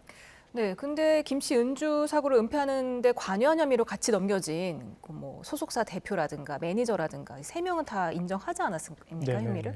그렇죠. 이게 어떻게 보면은 제가 말씀드렸다시피 나머지 혐의에 대해서는 사실은 뭐 다툴 부분은 없어 보이는데 김호중 씨 측 입장에서 굳이 다투려고 한다라면은 막 범인 도피 교사 그 부분에 대해서는 조금 이제 뭔가 본인이 그 정도까지 관여를 하지 않았다. 이거는 이제 소속사 매니저라든지 아니면 뭐 본부장 그다음에 이제 대표가 이제 그런 부분을 적극적으로 이제 했다라고 이제 조금 갈 여지도 있어가지고 그래서 그 공범자들이 이제 이 부분에 대해서 인정을 하고 가는 부분에 있어서는 어쨌든 뭐 적극적으로 본인들이 그 부분을 지시하고 했었던 부분은 맞으니까 그 부분에 대해서는 입장을 밝히는 데 있어서는 뭐 그렇게 큰 시간이 오래 걸리지 않으니까 이렇게 입장을 오늘 밝혔던 것 같고요. 김호중 씨 측 입장에서는 그 입장에 이제 연속을 해서 본인은 그 부분에 대해서 인식은 했지만 이렇게까지 교사를 한 건 아닌지 뭐 이런 부분들에 대해서는 이제 좀 가담 여부에 대해서 다시 한번 좀 검토를 할 부분이 있어가지고 아마 이제 그 부분을 제외하고 이제 판단했을 때는 뭐 소속사 대표 등 입장에서는 뭐 충분히 입장을 밝히는 데 있어서는 오랜 시간이 소요되지 않기 때문에 이번에도 이제 재판을 하면서 그리고 최종적으로 그렇게 입장을 드러낸 것으로 그렇게 보여집니다. 예, 지금 그래픽 나오고 있지만 이광득 대표 그리고 본부장 이 범인 도피 교사 등 혐의로 구속 기소됐고 매니저 장모 씨는 음주운전 그리고 범인 도피 등 혐의로 불구속 기소됐는데 이렇게 인정하고 인정 안 하고 재판 전략에서 어떤 좀 차별점을 보이는 게 또 다른 이유가 있을까요? 근데 이제 아무래도 이제 인정을 전부 다 하고 가게 되면 그 모든 혐의가 인정을 되는 걸 전제로 해서 형량을 따지게 되거든요. 예. 그래서 인정을 하게 됐을 때는 양형에 있어서 유리한 부분은 맞는데 근데 이제 김호중 씨 입장에서는 어쨌든 이제 범인 도피 교사가 이제 껴있다라는 부분들이 좀 죄질에 있어서는 크게 영향을 줄 것 같습니다. 예. 그래서 이제 어쨌든 음주를 처음부터 인정을 하지 않고 뒤늦게 가서 이제 시인을 했다라는 부분도 사실은 이제 국민들 입장에서는 이제 공분을 샀던 내용인데 거기서 나아가서 음주가 또 배제가 됐거든요. 음주운전이 예. 빠졌단 말이에요. 빠졌는데 그렇게 빠지게 된 부분이 어떻게 보면은 이제 뒤에 뭐 술을 또 추가로 이제 구입을 하는 그런 모습도 보이기도 했었고 그리고 이런 부분들에 있어서 최초에 이제 어쨌든 수사가 좀 혼선을 초래하게끔 매니저를 시켜가지고 이제 또 이제 그 자수를 시킨 그런 부분들이 있었기 때문에 예. 뭐 이런 부분들까지 이제 전부 다 이제 인정을 하고 갈지 여부에 대해서 지금 김호중 측의 입장에서는 조금 고민을 하는 것 같고요. 그래서 어쨌든 인정을 할지 부인할지 여부에 대해서는 이 사람의 재질이 어떤지 여부도 판단을 할 수 있는 중요한 부분이라서 좀 그런 부분들에 대해서 좀 신중을 기하고 있는 것 같습니다. 네, 뭐 김호중 씨 측은 다음 기일 때 혐의를 인정할지 말지를 결정할 것 같은데 그게 8월 19일이죠? 네, 맞습니다. 이게 보통은 이제 한번 기일이 속행이 되면 한 달 정도 뒤로 잡히거든요. 그래서 그 사이에 이 재판에 대해서 이제 확실하게 인정할지 부인할지 이런 부분을 정하게 될 것 같고요. 그리고 이 피해자와 합의 여부가 중요한데 사실 이 사건 같은 경우는 이미 피해자랑 합의가 돼서 처벌 불응서까지 들어가 있는 사건이라서 이번에 이제 8월 19일에 기일에 입장을 밝히게 된다면 사실은 그날로서 재판이 종결이 될 여지도 있고요. 아니면은 뭐 한 개일 정도 속행이 될 수 있는데 그 속행을 하는 이유는 그 사이에 뭐 추가로 제출할 양형 자료가 있는지 뭐 예를 들어서 지금 뭐 탄원서도 많이 제출이 됐다고 하는데 뭐 탄원서가 들어갈 수도 있을 것 같고 추가로 생각을 해본다면 뭐 피해자가 직접 쓰는 탄원서도 있을 수도 있거든요. 예. 그래서 뭐 그런 부분들까지도 이제 뭐 준비가 되는 시간을 고려한다면은 뭐 8월 19일 이후에 한 달 정도 더 속행이 돼서 그때 종결이 되고 그 다음에 이제 선고가 되는 그런 이제 시나리오를 또 생각을 해볼 수 있을 것 같습니다. 탄원서 제출이 한 100건 정도 넘었다고 그러는데 네. 대부분 뭐 선처를 호소하는 내용이었죠. 근데 이게 재판에 영향을 줍니까? 그 탄원서가 제출이 되면 영향이 있기는 한데, 근데 그거를 이제 작성하는 주체도 또 중요하거든요. 예, 그래서 예. 가장 이제 탄원서 중에서도 영향력이 큰 탄원서는 피해자 탄원서입니다. 피해자 탄원서가 가장 크고, 그 다음에 이제 생각해 볼 수 있는 게 가족들 탄원서. 그러니까 가족들 입장에서는 다시는 뭐 음주를 하지 않도록 하겠다, 이런 재범을 방지하기 위해서 옆에서 막 도와주겠다, 이런 식으로 이제 선처를 탄원하는 게 또 힘이 있고요. 그리고 뭐 나머지 생각을 해본다면 뭐 사회적으로 기여를 했던 그런 사람들이 있다면 그런 걸 조금 입증을 할 수 있는 그런 내용들의 탄원서가 들어가면 좋긴 한데, 근데 아무래도 뭐 대부분의 탄원서는 뭐 팬분들이 써주시지 않았을까 싶긴 한데, 그런 부분들이 뭐 재판에 있어서 아주 큰 영향을 끼치지는 않고 하나의 참고 요소로서 이제 고려를 할 뿐이고, 탄원서가 들어갔다고 해서 무조건 또 감형을 해줘야 된다, 이런 것도 아니거든요. 예. 어떻게 보면 이제 그런 부분들이 뭐 하나의 이 사람이 어떤 사회 활동을 해왔거나 이런 부분을 좀 고려할 수 있는 그런 요소로서 작용을 할 수 있다, 뭐 이렇게 생각하시면 될 것 같습니다. 네, 지금 뭐 피해자와 합의도 했고 탄원서도 지금 100건이 넘게 제출이 된 상황에서 또 초범이고 피해 정도가 그렇게 크지 않다는 점을 고려했을 때는 어떤 정도의 처벌이 나올 수 있을까요? 근데 사실 이렇게까지 이제 죄명이 뭐 붙고 이렇게 된 거는 사실 나비 효과처럼 음주를 빼려고 하다가 이 모든 것들이 다 일어나게 된 거거든요. 예. 그래서 이런 것들이 사실은 죄질이 정말 안 좋고, 수사 단계에서도 구속이 됐다라는 부분은 이렇게 증거인멸을 하려고 하고 범인 도피를 교사하고 이런 부분들까지 이제 결합이 되다 보니까 이제 김호중에 대해서는 어떻게 보면 좀 본보기로 이렇게 좀 사회적으로도 이제 처벌을 해야 될 필요성이 있다, 이렇게 이제 느꼈던 것 같고, 그래서 지금 뭐 초범이다, 동종 전과가 없어서 초범이다, 아니면 뭐 피해자가 처벌을 원치 않는다, 그런 부분들이 있다면 일반인 같은 경우에 사실은 뭐 집행유예도 생각을 하고 석방을 생각을 할 수가 있을 텐데, 근데 그 이외에 범인 도피 교사라든지 이런 부분들은 정말 죄질이 안 좋은 부분이어가지고, 그래서 이런 걸 다 고려를 하게 되면 실형이 어느 정도 이제 예상이 되는 상황이고, 뭐 실형 그 형량으로 따졌을 때는 뭐 징역 3년 정도도 생각을 해볼 수 있을 정도로 조금 이제 죄질이 안 좋은 사건이라고 보시면 될 것 같습니다. 예, 지금 김호중 씨 죄명을 보면요, 쭉 주요 죄를 보면은 음주운전 혐의가 빠져 있단 말이죠. 네. 경찰은 검찰에 위드마크 공식을 적용해서 어느 정도 혈중 알코올 농도가 나왔다고 했는데 검찰은 재판에 넘기면서 뺐단 말이에요. 네. 그러면 이후에 상급심에서는 전혀 이제 음주운전 관련 내용은 나올 가능성이 없는 건가요? 그렇습니다. 이제 재판에 넘어온 사건에 대한 제명만 가지고 재판을 해야 될 수밖에 없거든요. 근데 지금 상태에서는 어쨌든 음주가 이제 음주 수치가 나와야 이게 음주운전 혐의를 적용을 해서 이제 할 수가 있는데, 예. 그 부분은 이제 위드마크 공식으로 역산을 해봐도 뒤에 이제 술을 얼마나 마셨는지 이런 부분들이 조금 애매한 부분이 있어가지고, 이런 부분들이 또 이제 재판에 넘어갔을 때 무죄가 나올 가능성도 또 배제를 할 수가 없었거든요. 예. 그렇기 때문에 검찰 입장에서는 음주운전을 빼고 이제 차선책으로 기소를 할 수밖에 없었고, 하지만 제명 중에 위험운전 치상은 술을 마신 상태를 전제로 해서 이제 운전을 했고, 그다음에 상해를 일으켰을 때를 이제 기준으로 하는 것이라서 아예 그러니까 술을 마신 부분이 제명에서 제외된 것은 아니긴 한데, 그래도 일반인들이 생각을 했을 때는 이렇게 했을 때 이제 음주 수치가 측정이 안 되고 이제 음주운전죄로 처벌이 안 된다라고 하면 이런 부분들을 또 악용할 여지도 있는 것 같거든요. 예. 그래서 이렇게 이제 어쨌든 음주운전이 지금 빠져서 이렇게 기소가 된 상황이라면 그런 부분들까지 좀 반영을 해서 뭐 형량에 반영을 한다든지 이런 식으로 이제 판결이 선고가 될 것 같습니다. 네, 그런데 김호중 씨가 첫 재판을 앞두고 변호인단을 새로 꾸렸습니다. 이런 일이 좀 흔하게 있는 일인가요?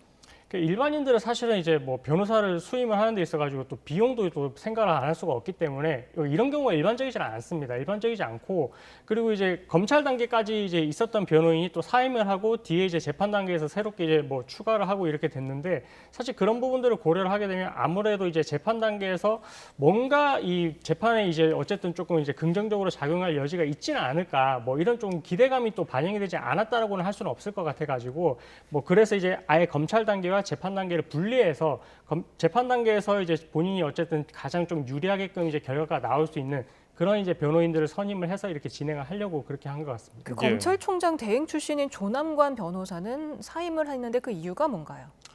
뭐 딱 까놓고 말씀을 드리면 검찰 출신이기 때문에 검찰 단계까지는 뭐 어느 정도 이제 뭔가 좀 유리하게 이렇게 본인이 하는 방향으로 가려고 이렇게 생각을 했을 수 있겠지만, 이제 검찰 단계는 지나갔거든요. 지나갔기 때문에 지금 단계에서는 법원 단계에서 이제 본인에게 가장 이제 유리하다고 생각될 수 있는 그런 조력을 해줄 수 있는 변호사를 찾았던 것 같고, 그래서 이제 검찰 출신인 그 조남관 대행은 이제 아마 사임을 하고 뒤에 이제 뭐 법원 단계에서는 새로운 변호사를 선임을 해가지고 그렇게 진행을 하는 것 같습니다. 그렇군요.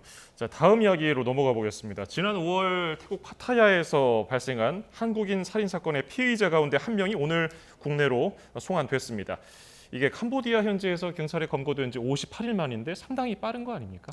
네, 맞습니다. 요즘은 이제 뭐 살인이나 아니면 뭐 마약이나 이런 강력범죄 사건 같은 경우에는 어쨌든 해외로 도피를 하는 경우가 많이 있어가지고 이런 부분들에 대해서 이제 검거가 정말 중요하고 그리고 국내 송환을 시켜가지고 이제 처벌을 하는 게 중요하다고 생각을 해서 이런 부분들에 대해서 조금 같이 공조를 하는 경우가 많이 있거든요. 공조 수사를 통해 가지고 검거도 이제 예전보다 훨씬 빠르게 이제 진행이 되고 있고요. 그리고 송환도 이렇게 이제 어쨌든 58일이 걸렸는데 이것도 사실은 좀 빠르게 걸린 편이어가지고 이렇게 이제 어쨌든 처벌의 필요성이 높은 이런 강력 사건에 있어서는 공조 수사를 통해 가지고 이렇게 좀 빠르게 진행을 하고 있는 그런 편이라서 앞으로도 좀 그렇게 이제 협조를 같이 좀 하게 되면 우리나라에서도 그렇게 검거를 하는데 이제 협조를 또 해줄 수가 있고요. 그리고 다른 나라에서 또 이제 다른 사건이 발생을 하게 되면 똑같이 이렇게 좀 공조 수사를 통해 가지고 좀 어쨌든 빠르게 이제 빠른 시간 내에 진행이 될 수 있을 것 같습니다.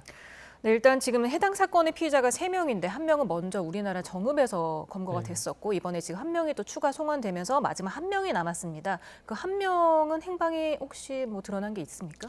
일단은 그때 당시에 뭐 미얀마로 출국을 했다 이렇게 이제 파악이 되고는 있는데 뭐 이런 부분들에 대해서는 일단은 계속 도주 중이라서 지금 인터폴에 어쨌든 이제 또 공조 수사를 요청을 해서 지금 적색 소배가 내려져 있는 상태이고 그리고 나머지 지금 재판을 받고 있고 그리고 이제 송환이 된 사람에 대해서는 일단은 재판 절차가 진행이 될 것 같은데 그 재판 결과도 어쨌든 나중에는 이제 검거가 돼서 이제 우리나라로 송환이 되면 다시 이제 또 적용이 될 거거든요. 고려를 할 여지가 있어가지고 일단은 이제 검거를 하는 게 좀 우선일 것 같고 그런 부분들에 대해서는 또 다른 나라와 또 이제 협조를 통해 가지고 뭐 여건을 무효화시키고 빠르게 송환이 될 수 있도록 그렇게 조치가 취해져야 될 것 같습니다.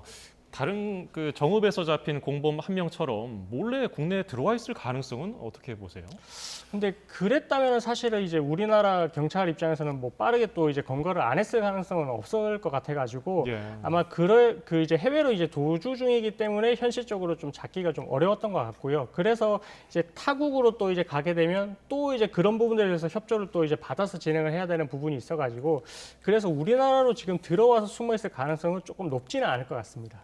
지금 뭐 한 명이 더 송환이 될 만큼 그 두 사람의 좀 진술을 좀 더 비교를 해보면 조금 더 실체적 진실에 가까워지지 않을까 하는 기대가 있거든요. 그렇습니다. 이게 어쨌든 셋이서 이제 범행을 했는데 아마 범행을 이제 계획을 하고 실행을 했을 때 나중에 검거되고 어떻게 할지 여부에 대해서 아마 좀 말을 맞춰놨을 것 같긴 하거든요. 근데 이제 시간이 조금 지나기도 했고 그리고 재수의 딜레마라고 해서 지금 재판을 받고 있는 사람과 그다음에 이제 국내 송환으로 된 사람 같은 경우에 어떻게 진술을 했을지를 사실은 이제 둘이서는 모르는 상황이기 때문에 만약에 조사를 받으면서 이제 전북 정읍에서 먼저 잡힌 사람이 이렇게 진술을 해놨다라고 하면 이 지금 뒤에 송환이 된 그 피해자 입장에서도 그러면 나도 이제 지금 여기서 조금 협조하는 모양새를 보여야 돼. 이렇게 하면서 이제 수사기관에서 실체적 진실을 더 밝힐 가능성도 있어가지고 두 명의 진술을 비교하는 건 정말 중요할 것 같고요. 그리고 나머지 뭐 한 명도 더 검거가 된다면 이 두 명의 진술이 또 하나의 증거로 쓰일 수가 있거든요. 그렇기 때문에 이 진술을 통해서 실체관계를 비교를 해보고 분석을 하는 건 중요할 것 같습니다.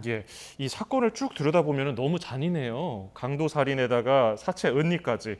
유가족은 강력한 처벌을 요구하고 있는데 실제로 처벌 수위는 어느 정도로 예상이 됩니까? 일단은 이 내용을 처음에 딱 접했을 때는 정말 이게 영화에서나 볼 법한 그런 내용이어가지고 너무 잔혹하고 이제 그렇게 생각이 되는데 어쨌든 이제 이 범행 동기도 이제 밝혀야 되는데 범행 동기가 정말로 금전을 노리고 만약에 이렇게까지 이제 우리나라 사람에 대해서 이런 해악을 끼치는 그런 내용의 범죄라고 한다면 그럼 지금 입장에서는 당연히 무기징역까지도 생각을 해볼 수 있을 것 같고요. 어쨌든 뭐 이런 부분들을 배제한다 하더라도 징역 20년 이상의 좀 중형은 선고될 것으로 생각이 됩니다. 네, 공범 한 명도 빨리 잡혔으면 좋겠습니다. 지금까지 이경민 변호사와 함께 주요 사회적 이슈와 법적 쟁점 짚어봤습니다. 감사합니다. 고맙습니다.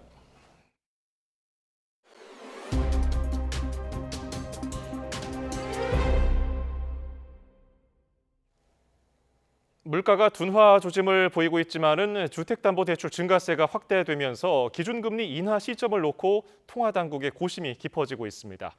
미국 연방준비제도 파월 의장조차 금리 인하 시기에 대해서 명확한 신호를 주지 않으며 우리 통화당국이 일단 이달 기준금리를 인하할 가능성은 매우 낮아졌습니다. 류환홍 기자입니다.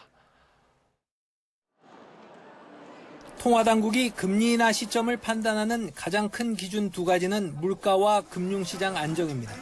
불안했던 소비자 물가가 4월 이후 3개월째 2%대 증가를 하며 둔화 조짐을 나타냈지만 가계부채는 전혀 안심할 수 없는 수준입니다.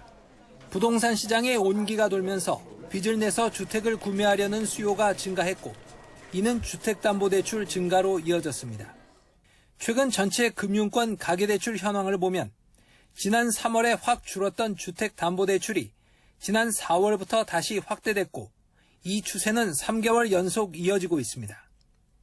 기준금리 결정을 앞두고 한국은행 이창용 총재도 국회 상임위에 출석해 가계대출 증가세 등을 충분히 고려할 것이라고 밝혔습니다. 금융통화위원회가 최근의 디스인플레이션 흐름과 성장과 금융안정 간의 상충관계를 충분히 고려하면서 결정할 것이라는 말씀을 드립니다. 미국의 9월 금리 인하 가능성이 모호해진 점도 우리 통화당국으로선 부담입니다. 페드, 즉 미국 연방준비제도 파월 의장은 의회에 출석해 물가 안정의 확신을 갖기까지 더 기다릴 필요가 있다며 금리 인하 시기 언급을 피했습니다. I'm today not going to be sending any signals about the timing of any future actions. 지난달 한일 재무장관의 구두 개입 이후 증가세가 주춤하지만 1380원대까지 올라간 원달러 환율도 제약 요인입니다. 미국보다 먼저 금리를 내릴 경우 한미 간 금리 차가 더 벌어져 미국으로 자금 이탈이 현실화할 가능성이 커집니다. 이런 정황을 감안한 듯 우리 채권시장 전문가 99%는 한은 금통위가 이달 기준금리를 동결할 것이라고 예상했습니다.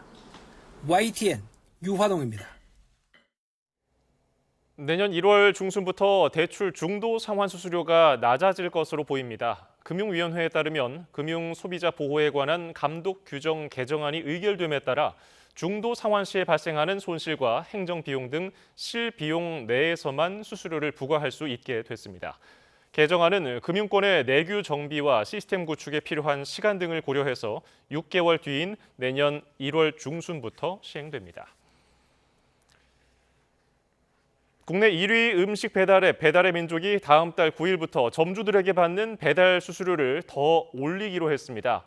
배달앱 사이 경쟁이 갈수록 치열해지면서 수수료 부담에 시달렸던 점주들은 반발하고 있습니다. 황보혜경 기자입니다.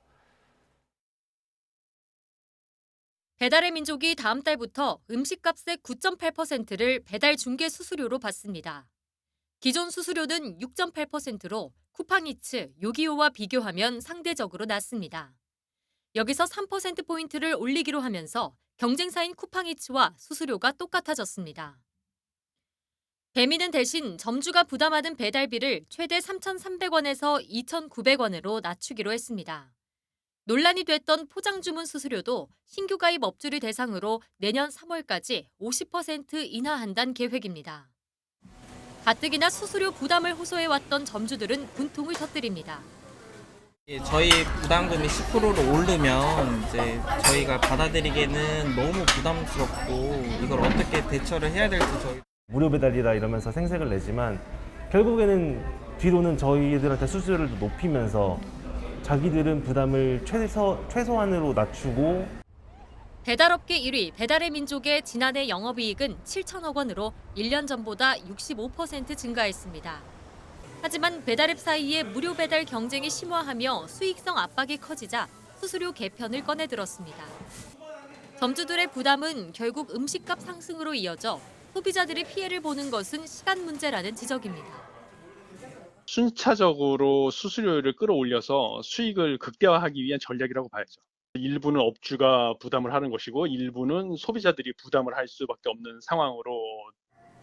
배달의 민족 관계자는 무료 배달 경쟁 속에서 자체 배달 경쟁력을 높이고 고객 혜택을 강화하기 위한 조치라고 설명했습니다. 또 장기적으로 다른 업체들과 경쟁할 수 있게 수수료율 등 여건을 맞출 필요가 있다고 덧붙였습니다. 정부가 이번 달 안에 배달 플랫폼 업체와 외식업계로 구성된 협의체를 가동하기로 한 가운데 이번 개편으로 상생을 위한 대화가 물 건너간 것 아니냐는 비판도 나옵니다. YTN 황보혜경입니다. 삼성전자 창사 이래 처음으로 파업에 나섰던 삼성전자 노조가 오늘부터 무기한 파업에 돌입했습니다. 삼성전자 측은 생산에 차질이 없도록 대응할 계획이라고 밝혔지만 우려는 커지고 있습니다. 최하영 기자입니다. 1차 파업 마지막 날, 전국 삼성전자 노조가 무기한 파업을 선언했습니다. 사측의 대화 의지가 없음을 확인했다며 계획을 바꿔 업무에 아예 복귀하지 않기로 한 겁니다. 그러면서 노조 창립 휴가 보장과 조합원 평균 임금 3.5% 인상, 성과급 제도 개선, 파업에 따른 손실 보상을 요구했습니다. 노조가 추산한 파업 인원은 6,500여 명으로 이 가운데 반도체 설비와 제조, 개발 직구는 5,200여 명입니다. 노조는 지난 1차 파업에서 분명한 생산 차질을 확인했다며 사측은 후회하게 될 것이라고 경고장도 날렸습니다. 이에 대해 삼성전자 측은 파업으로 인한 생산 차질은 없는 것으로 파악했습니다. 그러면서 생산 차질이 없도록 대응할 계획이라며 노조와의 대화 재개 노력도 지속하겠다고 밝혔습니다. 다만 파업이 장기화할 경우 부담은 커질 수밖에 없습니다. 장기화가 되면 공장 운영에 차질이 발생할 수밖에 없을 것 같습니다. 게다가 지금까지 노조의 파업으로 인해서 반도체 공장이 멈췄던 전례가 없기 때문에 아마도 고객사들도 예의주시하고 있을 것으로 보여집니다. 실적 개선과 함께 모처럼 찾아온 반도체 업황 회복기에 노조 파업을 맞닥뜨리면서 치열해진 반도체 시장 선점과 함께 삼성전자가 풀어야 할 과제도 하나 더 늘었습니다. YTN 최하영입니다. 대구와 경북 지역에 사흘 동안 200mm 안팎의 비가 쏟아지면서 인명피해가 잇따랐습니다. 집 주변을 살피던 60대가 숨지고 불어난 강물에 고립된 사람들이 헬기에 구조되기도 했습니다. 새벽 배송 중에 실종된 40대 여성은 여전히 수색 중입니다. 김근호 기자가 현장에 다녀왔습니다. 금호강 근처의 작은 마을. 폭우로 넘쳤던 물이 빠지면서 진입로까지 끈적한 펄이 쌓여 엉망이 됐습니다. 이 마을에 살던 60대 남성이 실종됐다는 신고가 접수된 건 아침 7시 반쯤. 출동한 소방이 수색 끝에 남성을 찾았지만 이미 숨진 뒤였습니다. 숨진 A씨는 밤사이 폭우가 쏟아지자 집 주변 양봉장과 텃밭에 피해가 없는지 살펴보러 나갔다가 급류에 휩쓸린 것으로 추정됩니다. 얕은 배수로지만 짧은 시간 집중된 폭우에 물이 불어난 탓에 변을 당한 거로 보입니다.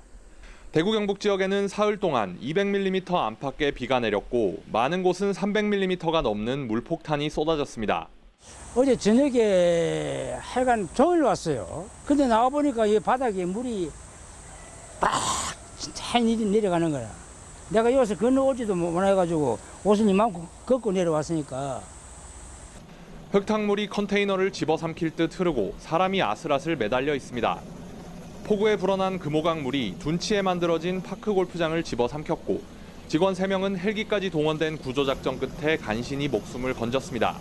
근데 갑자기 또 물이 급하게 불어나는 순간에 미처 나오지 못해가지고 119에 신고한 거였거든요. 구조대원들이 직접 가지 못하고 그래서 헬기를 불러서 이제 헬기로 구조를 진행했어요. 강 건너편 마을에서는 주민 27명이 고립됐다가 구조되는 등 주민 피해가 잇따랐습니다.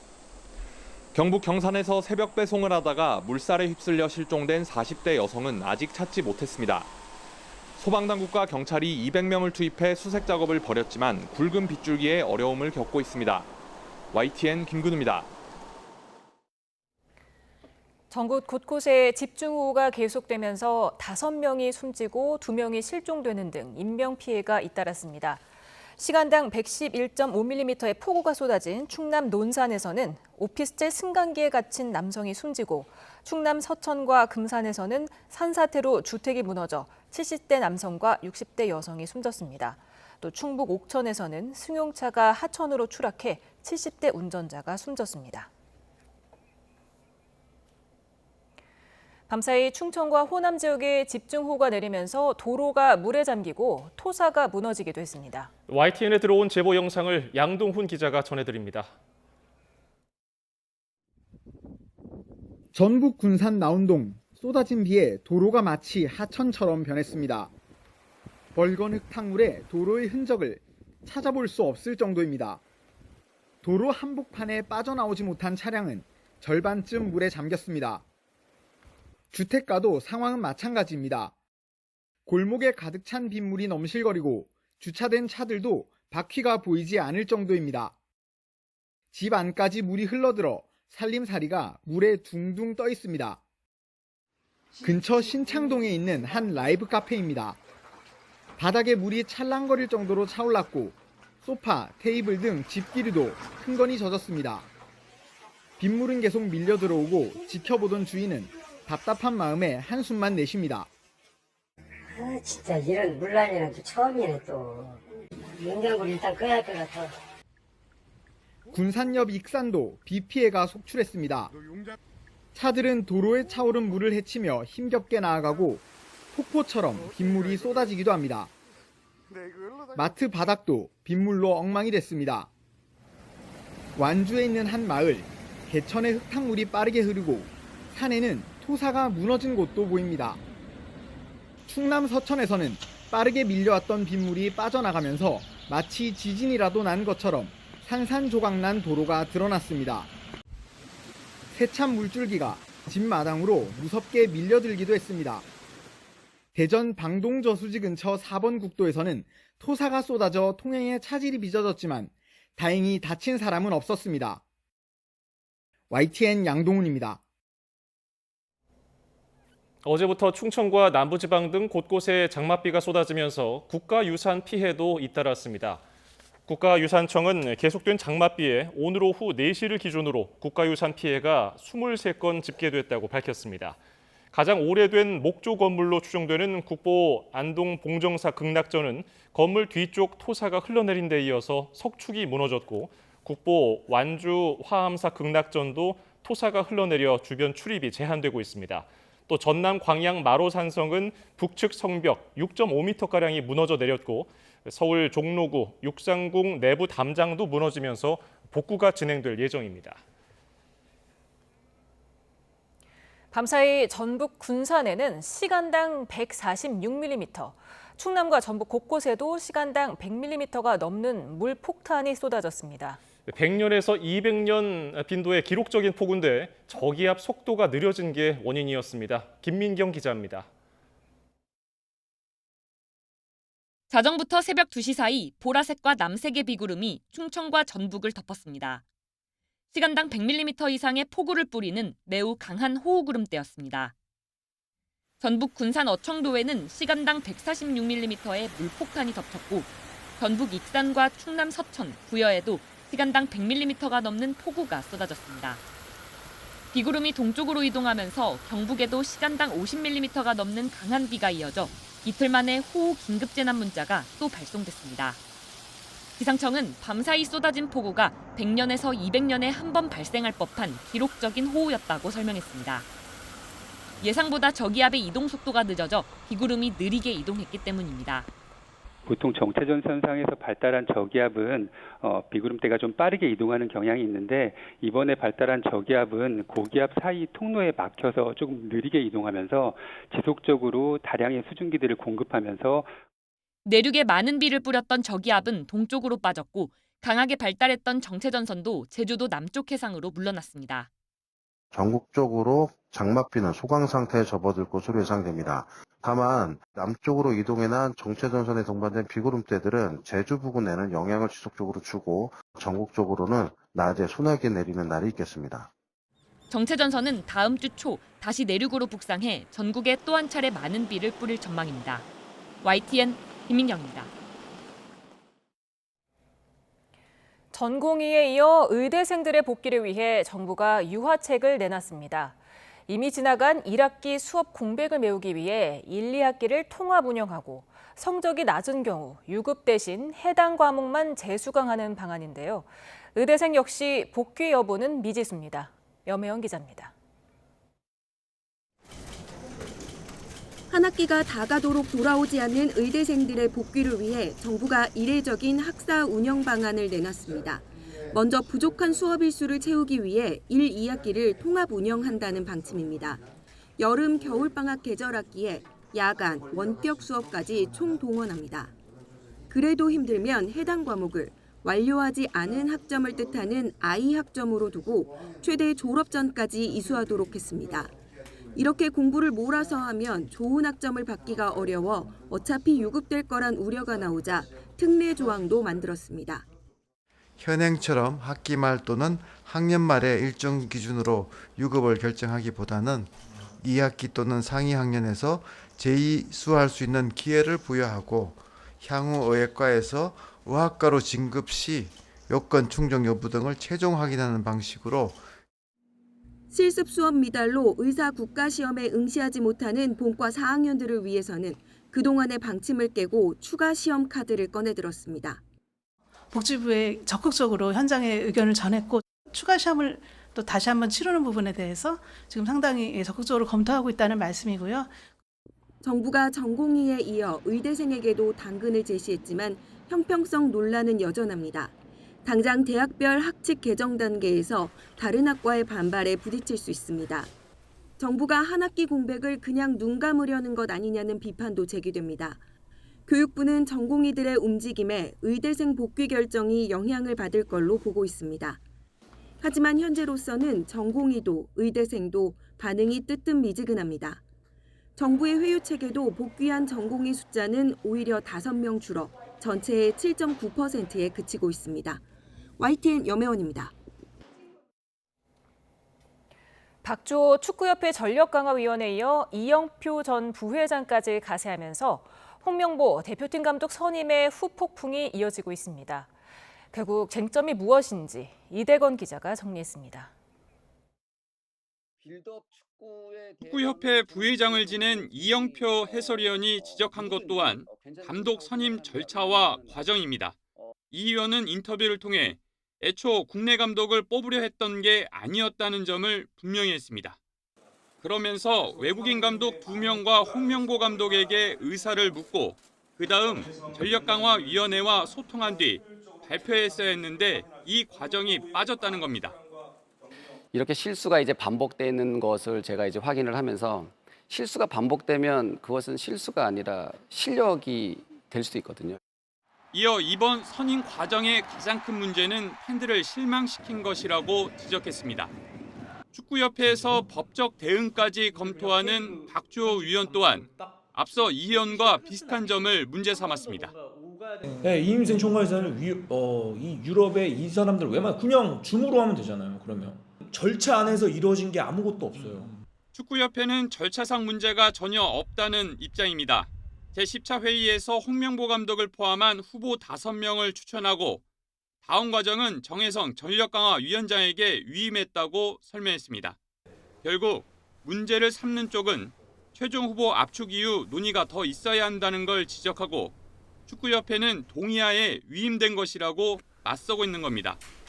이처럼 축구대표팀 감독 선임 과정에서 시끄러운 게 상당히 이례적이긴 한데 어느 정도 예견된 점도 있습니다. 정몽규 축구협회 회장은 발표를 이틀 앞두고 기자들과 만나 누구를 뽑아도 여론은 45대 55인데 긍정 여론이 45%면 성공이라며 절차적 정당성보다 감독의 덕목이 우선이라고 언급하기도 했습니다.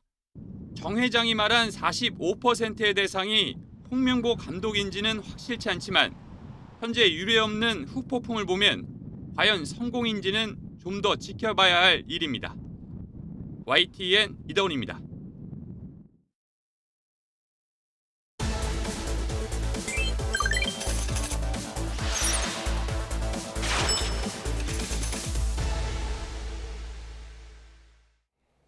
뉴스플러스 오늘의 경제픽입니다. 훈풍이 불던 고용시장에 무슨 일이 있는 걸까요? 취업자 수 증가폭이 2달 연속 10만 명대를 밑돌고 있습니다. 그래도 고용률 역대 최대 기록이 이어지고 있다지만은 불안한 면이 있습니다. 이승은 기자입니다. 지난달 취업자 수는 2,890만 7천 명으로 지난해 같은 달에 비해 9만 6천 명 느는 데 그쳤습니다. 2달 연속 취업자 수 증가폭이 10만 명을 밑돈 겁니다. 지난 1월과 2월 30만 명대를 유지하던 취업자 증가폭은 3월에 17만 명대로 급감했고 4월에 회복하는 듯하다 5월 8만 명으로 꺾였습니다. 보건복지, 정보통신, 운수창고업이 증가를 주도하였고 지위별로는 임시직, 상용직 등에서 그리고 연령별로는 60세 이상 30대 등에서 증가하였습니다. 취업자 수가 소폭 확대에 그친 건 폭염 등 일시적 요인과 코로나 이후 고용이 큰 폭으로 늘어난 기저효과가 있었습니다. 때문에 고용률이나 실업률 지표는 여전히 좋습니다. 15살 이상 고용률은 29개월 연속 역대 최고를 기록했고 실업률도 역대 2번째로 낮았습니다. 하지만 불안한 면이 적지 않습니다. 지난 4월만 해도 10만 명이던 제조업 취업자 증가폭이 6천 명으로 쪼그라들었습니다. 건설업 취업자도 지난 5월 5만 명에 이어 6만 명 넘게 줄었습니다. 내수의 영향을 크게 받는 도매와 소매업 취업자는 5만 명 넘게 줄면서 넉 달 연속 감소입니다. 이에 따라 비임금 근로자가 12만 7천 명이 줄어 5달째 감소하면서 자영업 감소세가 이어졌습니다. 15살에서 29살 사이 청년층 취업자도 14만 9천 명 줄어서 20개월 연속 감소했습니다. 내수 활성화 노력을 배가하고 건설업 근로자 전직 지원, 생계 안정 등 고용 감소 분야에 대한 맞춤형 일자리 대책도 신속히 마련하겠습니다. 고금리와 고물가로 내수 회복이 더디고 고용 창출력이 낮은 반도체 중심으로 경기가 회복되면서 고용시장 훈풍이 주춤한 모습입니다. YTN 이승은입니다. 최근에 이어진 집중호우로 300대가 넘는 차량이 침수 피해를 본 것으로 나타났습니다. 지난 6일부터 오늘 오전 9시까지 자동차 보험 판매 손해보험사 12개사에 침수 피해 등으로 차 304대가 접수가 됐고요. 추정 손해액은 약 29억 9,700만 원에 달하는 수준입니다. 장마철에는 특히 전자장비가 많이 탑재된 차를 운행하면 혹시 누전되지 않을까 우려되기도 하는데요. 최근 중국에서 비아디 전기차를 몰던 운전자가 갑자기 쓰러져 의식불명 상태가 된 일이 있었죠. 운전자 가족들은 차량 누전 탓에 뇌출혈을 일으켰다고 주장했고 비아디 측은 뇌출혈 탓에 감전으로 오인한 거라고 맞서고 있습니다. 전기차가 침수됐을 때는 감전되지 않도록 최대한 빠르게 시동을 끄고 차에서 빠져나와야 합니다. 충전 시에도 주의가 필요한데요. 젖은 손으로 충전기를 사용하지 않고 충전 장치에 젖은 수분 유입을 주의해야 합니다. 또 폭풍과 천둥, 번개가 심하게 칠 때는 충전기 사용을 지양하고 충전기 커넥터를 하늘 방향으로 향하지 않게 하는 게 좋다고 합니다. 이 밖에 침수 대처법을 박기환 기자가 알아봤습니다.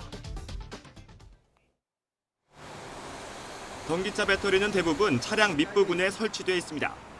승용차의 경우 바퀴의 3분의 1 정도만 물이 차올라도 배터리가 물에 닿게 되는데 이 때문에 누전 우려가 나옵니다. 하지만 방수 처리가 되어 있는 데다 혹시나 물이 배터리로 들어가더라도 안전장치가 마련되어 있습니다. 방수 및 기밀 처리가 다 되어 있기 때문에 그런 것들 걱정 안 하셔도 되고요. 습기나 이렇게 물이 차오르게 되면은 일단은 전원이 차단되기 때문에 안전상에는 문제가 없습니다. 다만 장마 기간에는 물이 묻어있지 않더라도 고압 전류가 흐르는 주황색 부품에 손을 대는 건 유의해야 합니다. 또 이렇게 야외에 설치된 전기차 충전소를 집중호우 속에 이용하면 감전이나 벼락을 맞을 가능성도 있어서 가급적 실내 충전소를 이용해야 합니다. 이 밖에 장마철 집중호우에 대비하는 사전 준비는 전기차와 내연기관차 모두 같습니다. 타이어 마모 상태와 브레이크, 와이퍼 등을 미리 점검해 혹시 모를 사고를 예방할 수 있습니다. 또 호우 예보가 있을 때는 침수에 대비해 저지대나 하천 주변, 지하 주차장에서 차를 미리 빼내는 게 좋습니다. 어쩔 수 없이 주행 중 물에 잠긴 도로에 들어섰다면 저단 기어로 속도를 낮춰 벗어나야 합니다. 이미 차 바퀴의 3분의 2 이상이 잠겼다면 일단 차를 그대로 둔 채 탈출하는 게 우선입니다. 최대한 창문이랑 썬루프 등 탈출구를 확보해야 되고 더 이상 시동이 켜지지 않게 된다면 차량 외부나 내부의 소위차가 30cm가 될 때까지 기다렸다가 침착하게 문을 열고 탈출하는 것을 시도해 볼 수 있습니다. 문이 열리지 않으면 망치나 좌석 목받침 철제봉을 이용해 창문을 깨 탈출하고 급류가 거셀 경우에는 차 지붕 위에서 구조를 기다리는 게 더 안전합니다. YTN 박견입니다. 원인 모를 급가속이 오후 조작인가 아니면 차량 결함 탓인가? 최근에 다시 세간의 이슈로 떠오른 문제입니다. 2010년부터 2022년까지 급발진이 의심된다는 사고는 166건이 발생했습니다. 차량 밖을 비추는 블랙박스와 사고 직전 몇 초 정보를 저장하는 주행기록 장치가 있지만은 전문가 사이에서도 각 자료의 신뢰성을 두고 의견이 분분합니다. 이 때문에 보다 명확하게 사고 경위를 가릴 수 있는 페달 블랙박스가 회자되고 있는데요. 최근 유럽연합 유엔 경제위원회 분과 회의에서 페달 블랙박스가 급발진 여부를 가린 사례가 공개되기도 했습니다. 지난해 11월 서울 이태원에서 60대 택시기사가 담벼락을 들이받고 급발진을 주장한 사건인데요. 페달 블랙박스 영상에는 120m를 8초가량 달리면서 가속 페달만 6번 밟은 사실이 확인됐습니다. 이처럼 페달 블랙박스가 설치돼 있다면 논란을 줄일 수 있는 증거가 되겠죠. 정부는 페달 블랙박스 도입 의무화 대신 자동차 보험 할인 등 활성화 방안을 검토한다고 밝혔습니다.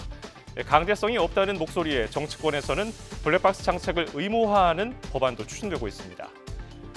국내에서 급발진으로 결론이 난 사고는 아직 없는 상황에서 페달 블랙박스 장착을 둘러싼 논쟁이 다시 뜨거워지고 있습니다. 김기봉 기자입니다. 9명의 목숨을 순식간에 앗아간 시청역 자동차 돌진 사고. 질주하는 차에서 손자의 이름을 불렀지만 결국 떠나보내고 말았던 강릉 자동차 사고. 운전자의 잘못인지 자동차 결함인지 판단이 엇갈리는 사고가 수없이 이어지면서 사고 당시 운전자가 무슨 페달을 밟았는지를 명백히 가려줄 수 있는 페달 블랙박스에 대한 논쟁이 다시 뜨거워지고 있습니다.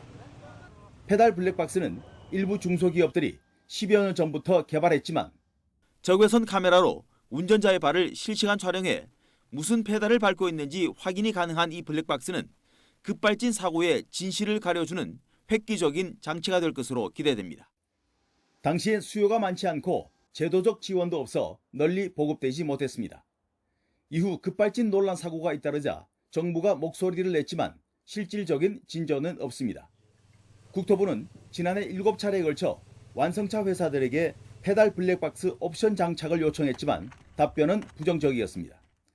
FTA 조건 등 자동차 수출입 문제로 의무 장착이 곤란한 상황에서 선택 사양으로 개발할 경우 채산성이 맞지 않을 수 있다는 입장입니다. 자기들이 이제 많이 개발 비용을 들여서 개발을 해놨는데 이제 아무도 안 선택하면 이제 손해를 볼 수 있잖아요. 그렇게 해서 조금 이제 이에 따라 실질적인 대안을 택해야 한다는 주장도 있습니다. 중소기업들이 개발한 페달 블랙박스의 성능을 정부가 인증하는 절차를 거쳐 실제 상황에서 판단의 기능을 할 수 있도록 하자는 것입니다. 인증을 해서 제대로 품질이 되는 것을 정부에서 검증을 해주고 또 인센티브를 주기 위해서 보험 단체에서 지금 페달 채널이 들어가면 뭐 7%, 8%까지 할인을 해준다든지. 정부는 개인의 블랙박스 장착 여부를 강제할 수 없어 조만간 자동차 회사들에게 다시 한번 페달 블랙박스 장착을 종용한다는 입장이지만 결과는 여전히 미지수입니다. YTN 김기봉입니다. 올해 서울의 9억 원 이상 아파트 매매 거래량이 역대 가장 많은 것으로 나타났습니다. 부동산 정보 제공 업체인 경제만렙이 국토교통부 실거래가 공개 시스템에 등록된 올해 1월에서 5월까지 서울 아파트 매매 18,830건을 분석한 결과 9억 원 이상 거래가 9,870건으로 집계됐다고 밝혔습니다. 이는 국토교통부가 관련 통계를 집계하기 시작한 2006년 이후 가장 많은 숫자입니다. 박상우 국토교통부 장관이 재건축 초과이익 환수제도를 폐지하되 부작용이 생기지 않도록 보완장치를 마련해야 한다고 밝혔습니다.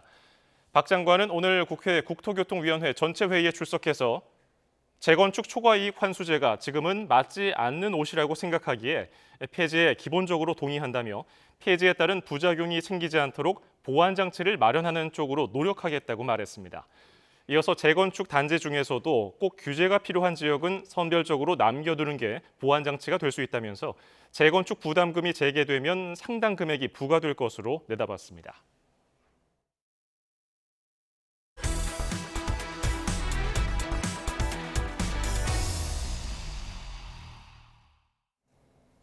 윤석열 대통령의 제2요구권 행사로 최상병 특검법이 국회 본회의 재표결 절차를 밟게 된 가운데 국민의힘은 부결 방침을 재확인했습니다. 추경호 원내대표는 더불어민주당이 위헌적이고 문제투성이인 특검법안을 통과시켰다며 이같이 말했습니다. 또 일부 의원이 한동훈 당대표 후보가 제안한 제3자 추천 특검법을 대안으로 거론하는 데에는 현재는 전혀 검토하고 있지 않다고 선을 그었습니다. 더불어민주당을 비롯한 6개 야당은 시민사회단체와 공동 기자회견을 열고 최상병 특검법에 거부권을 행사한 윤 대통령을 비판했습니다. 민주당 박찬대 원내대표는 윤 대통령이 자신의 범죄 의혹을 덮기 위해 국민이 위임한 권한을 사적으로 남용했다며 무능한 독재자의 길을 가고 있다고 주장했습니다. 이어 윤 대통령은 130만이 넘는 탄핵 청원에 담긴 국민의 경고를 귀담아 들어야 한다며 이대로 가면 모든 부정한 권력의 최후가 그랬듯 파국만이 기다릴 거라고 강조했습니다. 야당이 대통령 탄핵 국민청원 청문회를 추진하자 국민의힘은 긴급 간담회를 열어 민주당 주장을 조목조목 반박했습니다. 민주당은 청문회가 국민청원 관련 절차일 뿐이라며 애초에 탄핵 소리가 나오지 않게 하라고 맞받았습니다. 김다연 기자가 보도합니다. 민주당이 오는 19일과 26일에 대통령 탄핵청원 청문회를 열겠다고 결정한 다음 날 국민의힘은 기자 간담회를 열어 법리적 부당성을 강조했습니다. 현행법상 수사 또는 재판 중이거나 국가기관을 모독하는 내용의 청원은 접수 자체가 불가능한 사안이란 겁니다. 특히 대통령 탄핵은 국회 재적의원 과반수의 발의와 3분의 2 이상 찬성을 요건으로 한 헌법상 제도라 더욱 신중해야 한다고 지적했습니다.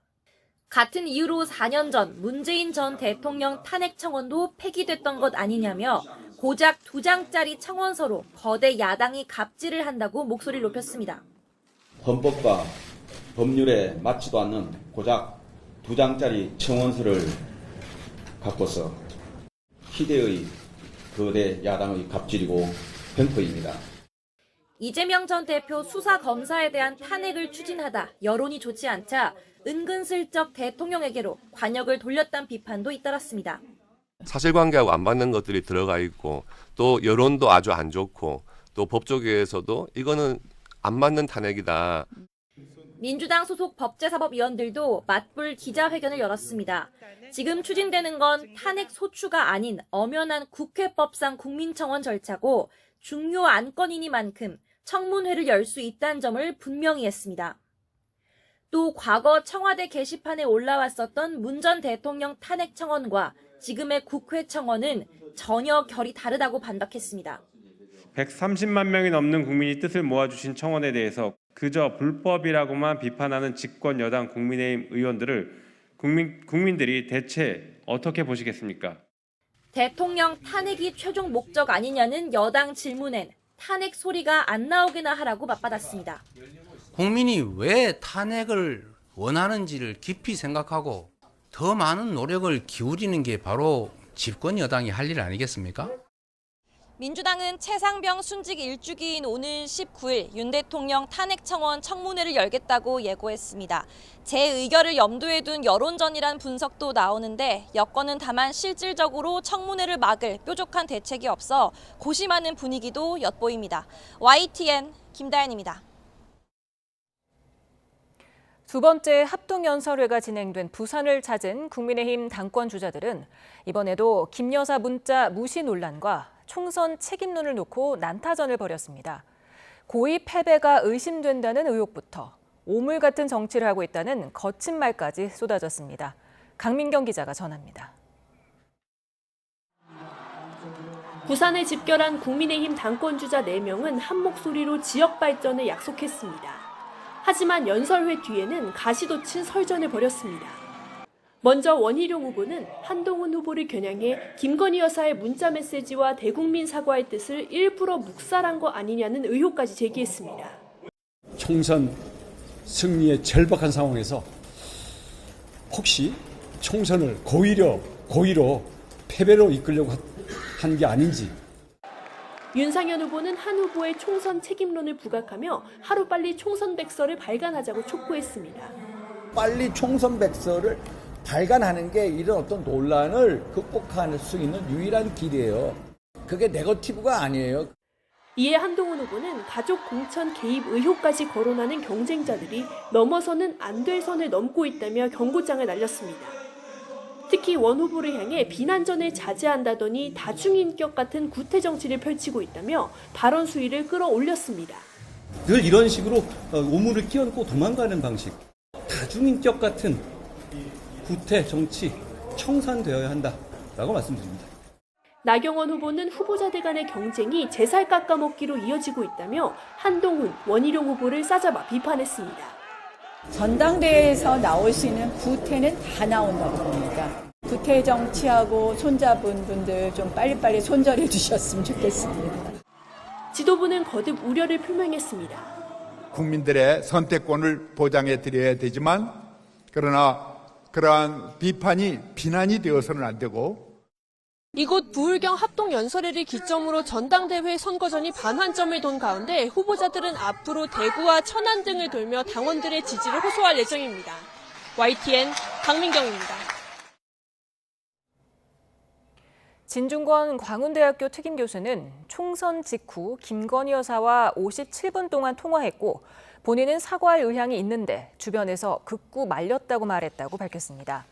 진 교수는 SNS에 지금 나오는 얘기는 이미 그때 다 나왔던 거고 친윤 측에서 주장하는 내용은 당시 여사에게 직접 들은 것과 180도 다르다며 이같이 주장했습니다.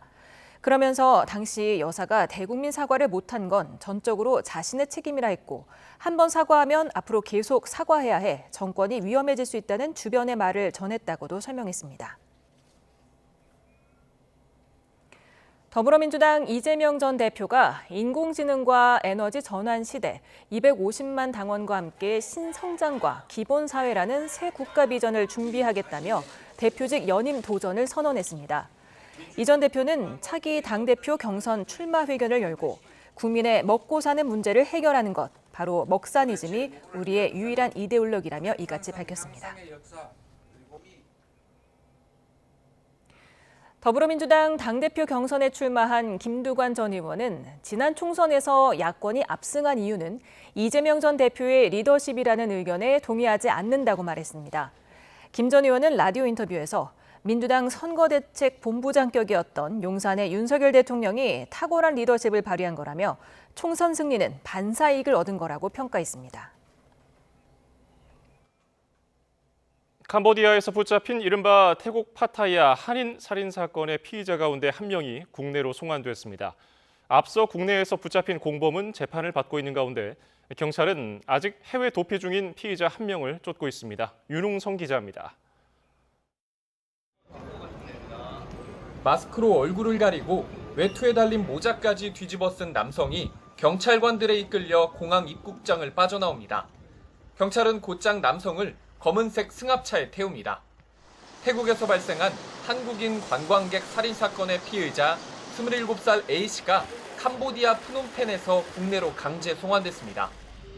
지난 5월 3일 태국 파타야에서 공범 2명과 함께 한국인 관광객을 살해한 뒤 드럼통에 넣어 유기한 혐의를 받는 일당 가운데 한 명입니다. 범행 직후 캄보디아로 도주했던 A씨는 첩보를 입수한 경찰 주재관과 현지 경찰의 공조로 지난 5월 14일 검거됐습니다. 경찰은 사건이 발생한 태국과 A씨가 붙잡힌 캄보디아 당국에 지속적인 협조를 구해 검거 58일 만에 국내로 송환할 수 있었다고 설명했습니다. 앞서 공범 B씨는 국내로 들어왔다가 전북 정읍 주거지에서 붙잡혀 구속 상태에서 재판을 받고 있습니다.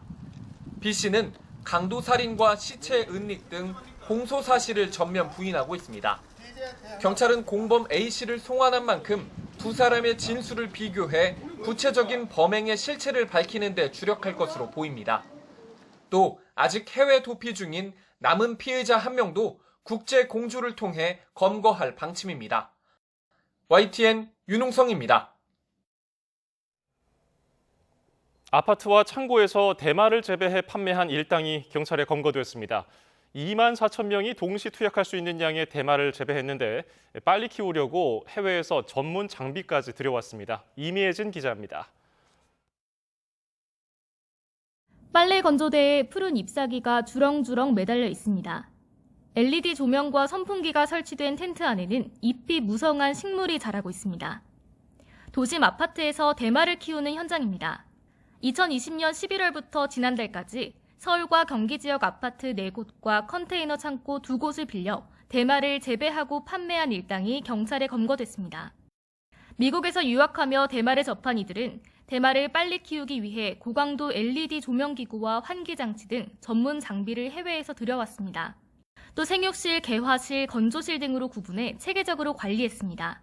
보통 2, 3월에 대마를 파종을 하면은 7, 8월 달에 이제 개화가 돼서 수확을 할 수 있어요. 그리고 나서 건조를 하게 되면은 보통 한 6개월 정도 걸리는데 그 과정을 이제 실내에서 이제 빛의 색이나 어떤 토양의 어떤 산성도를 조절해서 그 성장 주기를 빠르게 하는 거죠. 의심을 피하기 위해 창문에는 필름종이나 암막 커튼을 설치했습니다. 창고는 식자재 마트로 사업자 등록하고 위장을 위한 간판까지 달았습니다. 경찰은 대마초 12kg 등 18억 원 상당의 대마를 압수했습니다. 2만 4천 명이 동시에 투약할 수 있는 양입니다. 경찰은 또 주범 5명은 구속 상태로 판매책과 매수자 등 9명은 불구속 상태로 검찰에 넘겼습니다. 이와 함께 해외로 달아난 2명에 대해서는 인터폴 적색 수배를 내렸습니다.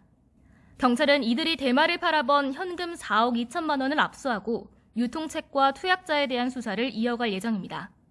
YTN 임혜진입니다. 방송인 박수홍 씨가 친형 부부의 횡령 혐의 항소심 재판에 증인으로 나와 혐의 일부만 인정된 1심 판결이 부당하다고 호소했습니다. 박 씨는 가족 회사라는 이유로 재량권을 부여해서 회사 돈을 유용하는 것을 일부 무죄로 판단한 1심 판결에 원통함을 느꼈다며 부당함을 알리기 위해 출석했다고 말했습니다. 이어서 1심 재판부가 친형 부부의 개인 횡령 혐의에 대해서 무죄로 판단했고 회사 돈으로 마련한 법인카드나 상품권, 허위 직원으로 타낸 급여 등을 자신에게 줬다는 주장을 받아들인 건 너무나 부당하다고 비판했습니다. 전 프로야구 선수 오재원의 마약류 대리 처방과 투약에 연루된 두산 베어스 현역 선수 8명 등이 검찰에 송치됐습니다. 서울 강남경찰서는 오 씨에게 향정신성 의약품을 대신 처방받아 전달하거나 전신 마취제를 다량 공급한 29명을 마약류 관리법 위반 혐의로 송치했습니다. 전현직 프로야구 선수 13명과 두산 베어스 소속 트레이너 1명도 포함이 됐는데 현직 야구 선수는 모두 두산 베어스 소속입니다. 이에 대해서 두산 베어스 관계자는 해당 선수들에 대해서 퓨처스 경기도 출전하지 못하도록 조치한 상태라며 검찰 수사 결과를 보고 추가 조치를 검토하겠다고 밝혔습니다. 6.25 전쟁에는 여러 나라 소속의 유엔군이 참전을 했는데 이들이 전세를 역전시킨 것으로 평가받는 전투 가운데 하나가 지평리 전투입니다. 올해 열린 기념식에는 프랑스군 지휘관의 후배들이 처음으로 방한했습니다. 조용성 기자입니다. 프랑스 육군사관학교 209기를 상징하는 휘장과 프랑스 대대문양이 담긴 깃발입니다. 1950년 6.25 전쟁 당시 프랑스 참전대대 일진으로 참전한 구필대회를 기념한 이 깃발은 지평리 전투기념식을 맞아 유족에게 전달됐습니다. 지평리 전투를 비롯해 참전 10달 동안 여러 공적을 인정받아 표창을 받은 구필대위는 정찰 임무를 하다 박격포 공격을 받고 전사했습니다. 프랑스를 비롯한 유엔 참전 용사의 희생과 헌신에 감사의 뜻을 전하고 보답하기 위해 다양한 국제 보훈 사업을 벌이고 있습니다. 지평리 전투는 유엔군이 중공군에 맞서 거둔 첫 번째 승리로서 인천 상륙작전과 더불어 전세를 역전시킨 전투로 꼽힙니다. 포위된 미군과 프랑스군을 전술로 구출하는 동시에 중공군에 큰 피해를 주며 철수시켰고 양평리 일대가 폐허가 된 것과 달리 유엔군이 지휘본부로 썼던 막걸리 양조장은 지금도 보존돼 있습니다. 올해 기념식에는 6.25 참전을 위해 중령으로 계급을 낮췄던 몽클라르 장군의 아들이 찾아와 유엔 기념비에 헌화했습니다. 특히 처음으로 구필기수로 명명된 프랑스 육군사관학교생도 180명이 처음으로 방한해 의미를 더했습니다.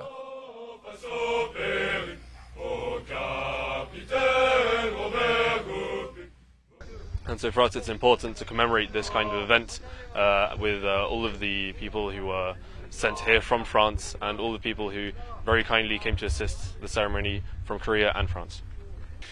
Cet événement est pour nous la symbolisation du fait que nos relations de sécurité et de défense entre la Corée et la France sont de plus en plus imbriquées, interdépendantes et solidaires. 정부는 임시 수도와 낙동강 방어선을 상징하는 대구를 시작으로 올해부터 6.25 전쟁 기념 행사를 지역으로 순회해 개최하기로 했습니다. YTN 조용성입니다. 미국 공화당 대선 후보인 트럼프 전 대통령은 경쟁자인 바이든 대통령에게 TV 토론과 골프 대결을 제안했습니다. 트럼프 전 대통령은 현지 시간 9일 플로리다주 골프장에서 진행한 유세에서 후보직 사퇴 압박을 받고 있는 바이든 대통령에게 전 세계 앞에서 명예를 회복할 기회를 공식적으로 주겠다며 이같이 밝혔습니다. 트럼프 전 대통령은 바이든 대통령이 후보직을 사퇴할 경우 대안으로 거론되는 해리스 부통령에 대한 공세도 이어갔습니다. 그러면서 누가 민주당 후보가 되는지는 중요하지 않다며 우리는 누구든 이길 것이라고 자신했습니다.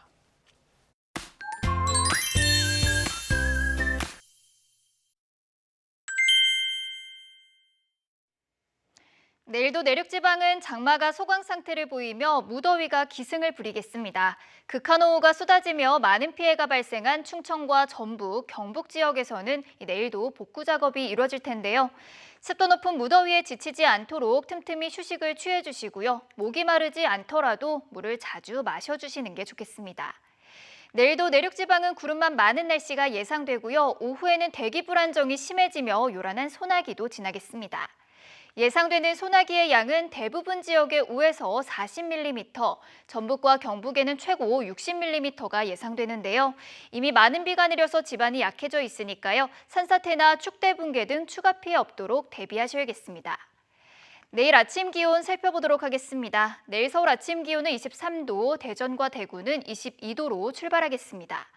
수도권과 강원 영서에는 다시 폭염특보가 내려진 가운데 내일 서울 낮 기온은 31도, 춘천은 32도 선까지 크게 오르겠습니다.